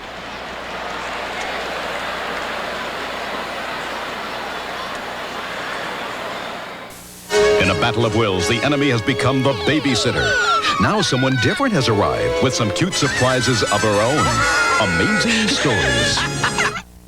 Right now at Fort Wayne Lincoln Mercury, get the lowest interest rates and the highest rebates of the year. Over 200 cars in stock with interest rates as low as 4.9 on Lynx, 5.9 on Topaz and Capri, and 6.9 on Cougar. Rebates as high as $800 on Grand Marquis and $1,000 on Marquis Brome. Take delivery by the end of April and get the best incentives of the year, but only from the Midwest's largest Lincoln Mercury dealer. Fort Wayne Lincoln Mercury. On Coliseum across from Glenbrook. Action! Excitement! May 2nd and 3rd, 8 p.m. the Grand National Invitational Truck Pull. Fairfield Raceway, Fort Wayne. 800 horsepower, fuel-injected, alcohol-burning, four-wheel drive trucks. Unlimited ground-pounding semis. A battle of the brands. Ford, Chevy, Dodge, Jimmy, Peterbilt. Kenworth. Plus 2 of the wildest machines ever. America's only 2-engine, two-wheel drive truck, the Gambler. And the awesome Monster Mashing Peterbilt. King of the road. May 2nd and 3rd, 8 p.m. Fairfield Raceway, Fort Wayne. If your automobile is on this list of high-performance foreign cars, you need to know 2 things about Fort Wayne Foreign Car. First, they are specialists in repairing any of these imported models. Second, if you need high-performance foreign parts so you can handle the repairs yourself, then come to Fort Wayne Foreign Car. The cost is lower, and the advice you receive is priceless. As you get to know your high-performance imported car, get to know Fort Wayne Foreign Car at 2604 East Washington, next to Memorial Park. Call 426-8744. The People's Court moves to 4:30 p.m. beginning Monday. Willie Hernandez worked 3 innings, and that's all. Bill Campbell, last season with St. Louis, Phillies prior to that. The guy with the herky-jerky motion, he comes out of the bullpen for the 11th. Slider, curve, sinker, also a screwball. He's been sidelined recently, not disabled. He's had some elbow tenderness, so this will be his first appearance for Sparky Anderson in some time. They got him to set up Hernandez. They were afraid the middle relief was not going to be very sound with O'Neill and Carey, 2 youngsters. They wanted a veteran down there. And they thought this high grass would help him too. He keeps the ball down well. The Cardinal bullpen is so deep there was no place for him anymore with Whitey Herzog's team. Here's Fisk. He singled in his first appearance, hitless in 3 trips since then. Top of the 11th. 4-4 the score, and strike 1 from Campbell. Just before that pitch was thrown, somebody yelled from the bench of the White Sox. Boots Day keeps the charts upstairs, the defense for the Detroit Tigers, former major leaguer, and he moved Darnell Coles in thinking that Fisk might just drop a bunt down. He does that a dozen times a year, tries to get a base hit, start something going. That one drops tantalizingly through the strike zone, 0-2.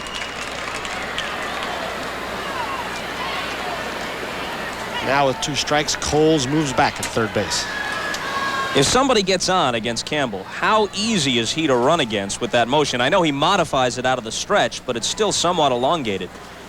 Well, sometimes the pitcher in Campbell's one. He's an outstanding athlete. He is very quick to home plate, and if he reads a base stealer, and of course, White Sox Fisk, he's not an authentic base stealer. He can unload home in a hurry. People wonder why games have taken longer over the last couple of years. They're starting to take longer in the American League now. More and more throws over to first base. At 10, 15 minutes sometimes to games. Back in the 20s, the Hall of Fame pitcher Ted Lyons pitched a no-hitter for the White Sox against the Red Sox. The game took 1 hour and 7 minutes. The all-time record, 51 minutes. Game between the Giants and Phillies. Also in the early 20s, as I recall. Not from first-hand knowledge. It's low, and the count is full. As Campbell and Nibbler, he just is not going to give in to a hitter, especially a power hitter with a wind blow out to left field like Fisk. So sinkers, sliders, 2-2 pitch. The last one was a little bit of a sidearm breaking ball. And he still won't give in. Anything high in the air is going to get pushed out to left field. Payoff. He walked him, and it brings up Bonilla. We mentioned this earlier. You cannot take Fisk for granted. He stole 17 bases last year.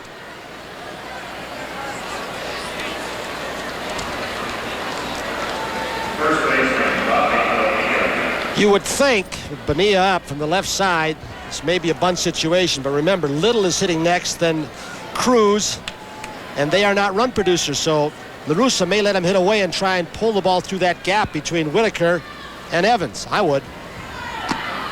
Outside, ball one. Look at the gap. Whitaker playing more up the middle for Bonilla than guarding the hole. Outfield about straight away. Bonilla, a young player who knows his job. Pull the ball if you can.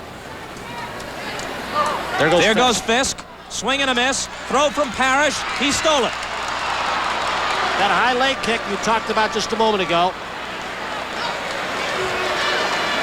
A hit and run, and with Bonilla hitting from the left side on that swing, he falls into the throwing path of Parrish. No interference, not intentional, makes him throw over the top.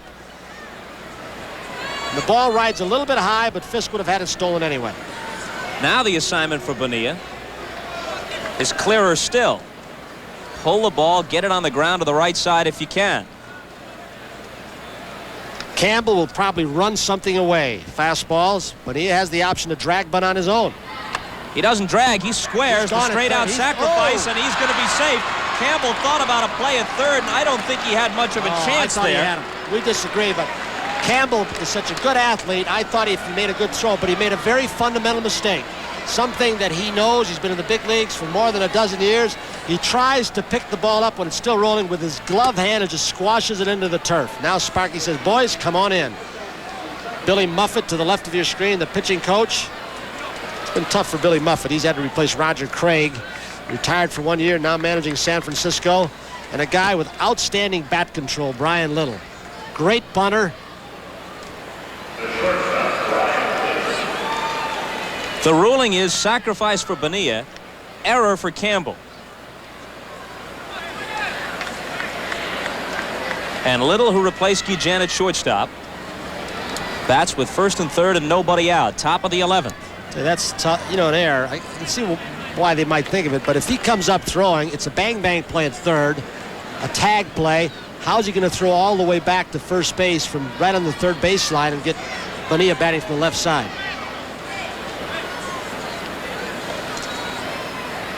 Campbell from the stretch to Little. Inside.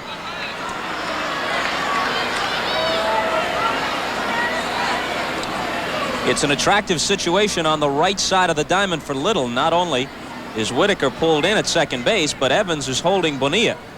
He hits anything hard in that direction, it's got a heck of a chance to go through. And Little from the left side is a pull hitter. They pitch him inside so much, he doesn't hit the ball with authority, but he pulls most everything. Shallow center field, not deep enough. Lemon chugging in. Nobody at second. Makes the catch. Now Whitaker covers second, but Lemon runs it back into the infield. Good coaching by Eddie Brinkman. He had Bonilla come back to first base. In the event that a throw is launched from short center field by Lemon, Bonilla would have kept on going and gone to second base. So Brinkman, you could almost hear him yelling from up here, come on back, tag up in case he lets loose a throw. Jerry Hairston's going to pinch hit now, one of the premier pinch hitters in the game. Yet another White Sox switch hitter, Hairston off the bench. He had 14 pinch hits a year ago, leading the American League in that department for the third consecutive season. Tiger fans remember Hairston because he's the guy who spoiled Milt Wilcox's bid for a perfect game at Comiskey Park. 1983 season, I think. 83 or early 84 with a 2-out single in the ninth. Wilcox had a perfect game with 2 out in the ninth. And if I'm scratching out the bench players correctly with this 24-man roster, Tony La Russa, after Harrison, and he's been announced, he's the pinch hitter, will have just Tim Hewlett left on his bench. Our crack stat man Steve Horn tells me it was 1983 when Hairston broke Wilcox's heart with the hit in the ninth.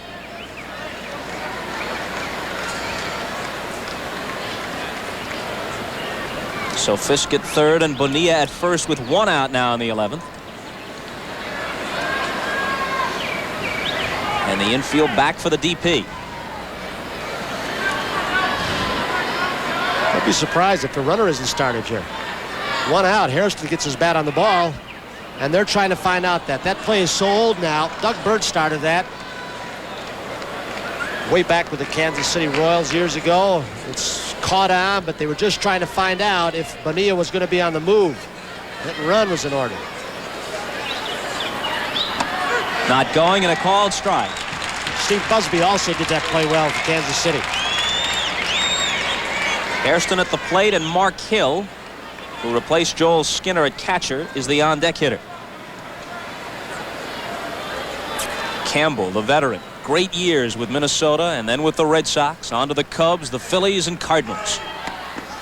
1-1. He was one of the early free agents following the '76 season, went from the Twins to the Red Sox, and before developing arm problems, he was one of baseball's great relievers in the mid-'70s.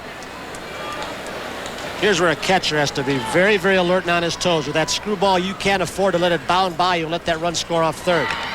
Check swing foul, 1-2. Parrish is well aware of it. Campbell will get hitters out. Screwballs that bounce in the dirt. Parrish has become a very agile catcher. He is very strong lower body. Blocks pitches well. Everybody knows how he throws. I'd say the upper body looks fairly sturdy, too. Ask those three National Leaguers he threw out trying to steal in the All-Star game a few years ago about his arm and his overall defensive capabilities. 3 Gold Gloves to his credit. Parrish keeps glancing over to Sparky Anderson if he wants to pitch out. 1-2 pitch. In the air to right field, and this looks deep enough. Sheridan back. He's got a good arm. Here comes his throw to the plate with Fisk trying to score, and he's in there. Sheridan did everything right. He charged the ball as he made the catch, unloaded his throw, but it was just a bit too deep. And Fisk, as we've mentioned, is faster than you would think a catcher, which he has been all of his career until this season, would be. Watch the position he gets, battling his son, which is tough at this time of year. In the right fielder's eyes, he gets position. And give that run to Punch Fisk. He could not have played a better inning offensively. He walked, he stole second, he got a good jump on the sacrifice, got to third ahead of the throw, or forced an error on Campbell, and then he scores in the sac fly. Proves you do not have to have blazing speed to be an outstanding base runner. Fisk just showed you. Mark Hill for his first at-bat. He caught the game last night for the White Sox, who lead it now 5-4 in the 11th. Bottom half of the inning, Lemon, Evans, and Sheridan.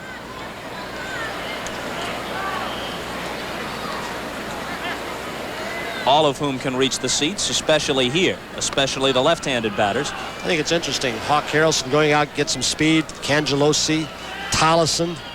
You think those would be the players who would manufacture the run, and who does it? The old-timer, Punch Fisk. Line drive caught by Evans.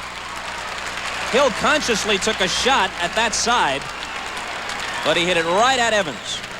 The damage is done. A run is across in the 11th.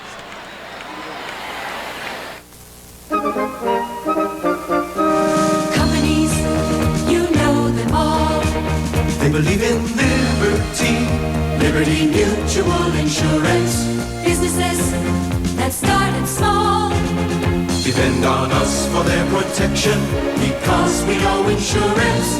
Families that put their confidence and trust in our experience, we've helped them all. America believes in liberty, Liberty Mutual Insurance. Is Liberty Mutual a different kind of insurance company? You better believe it. We're Liberty Mutual, and we can give you the personal attention and value you need for your auto, home, life, and business insurance. America believes in liberty. Liberty Mutual Insurance. At Chrysler, we're saying thanks again, America.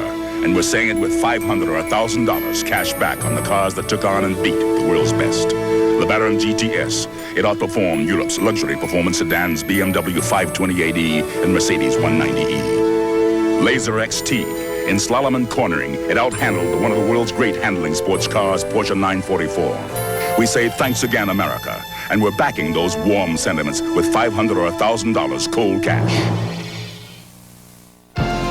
This is Marv Albert in New York. The Mets made it 8 straight wins, beating the Cardinals 4-3, concluding with this shot off the bat of Terry Pendleton. Wally Backman with an outstanding play. The Mets get 2 to end it. Cards have lost 6 in a row. Back to Bob and Tony.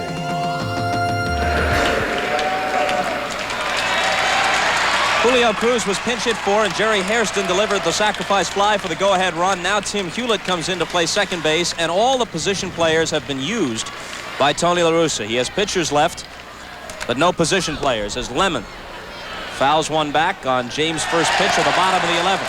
I think this ball game shows the kind of managerial ability that Tony La Russa has.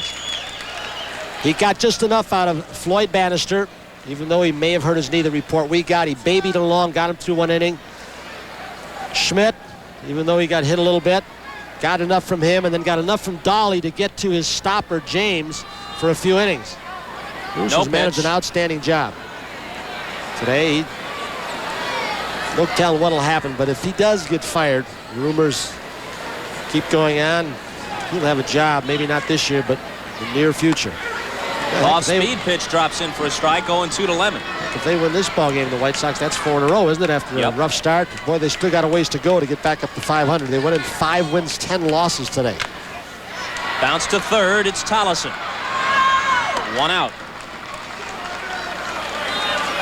Folks, this doesn't mean we're giving up on the Tigers. Little business to take care of. Major League Baseball Game of the Week brought to you by Miller Lite. For great taste, there's only one light beer.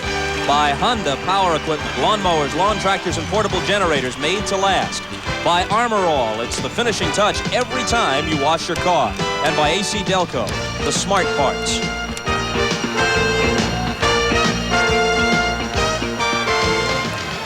Evans has been at the plate twice.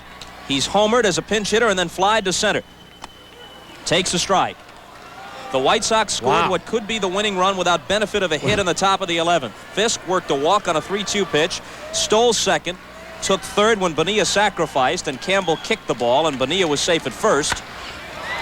This one is fouled down the right field line, and it looks like it's going to stay in. Bonilla is there, 2 out. So with runners at first and third, Brian Little was then the hitter for the White Sox. He flied to shallow center. The runners held. Hairston batted for Cruz, and his fly ball to Sheridan in right was deep enough for Fisk to tag and score to make it 5-4. If the score holds up, this week's NBC Miller Lite Player of the Game is Ron Kittle, who had 2 home runs for the White Sox. Miller Lite is happy to present a check for $1,000 in the name of Ron Kittle to the National Multiple Sclerosis Society. Ball one high to Sheridan, who made his Tiger debut with an RBI double last night. May I give a gold star to Pudge Fisk for his base running and that walk in the 11th? Walk, stolen base, getting to third, scoring on the sac fly. Consider it done. Thank you, sir. The little things that win and lose ball games. Home runs, very apparent. A drive into left center with Fisk in pursuit, and Fisk will grab it. He's got good instincts out there. He didn't spend all that time behind home plate, not learning how to play almost every position. He makes a nice running catch with that wind blowing it away. So the victory goes to Bob James, and the loss to Bill Campbell out of the Tiger bullpen. The White Sox have won 4 in a row, taking the first 2 games of this series. For Tony Kubek and for our stat man Steve Horn, I'm Bob Costas. From Tiger Stadium in Detroit, we bid you good afternoon and ask you to stay tuned for the Legends of Golf. Coming up next, in 11 innings, the White Sox win a fine ball game 5-4. See you next week. A promotional fee has been paid to NBC by United Airlines, serving 13 cities in Asia and the Pacific. United, a fresh breeze across the Pacific.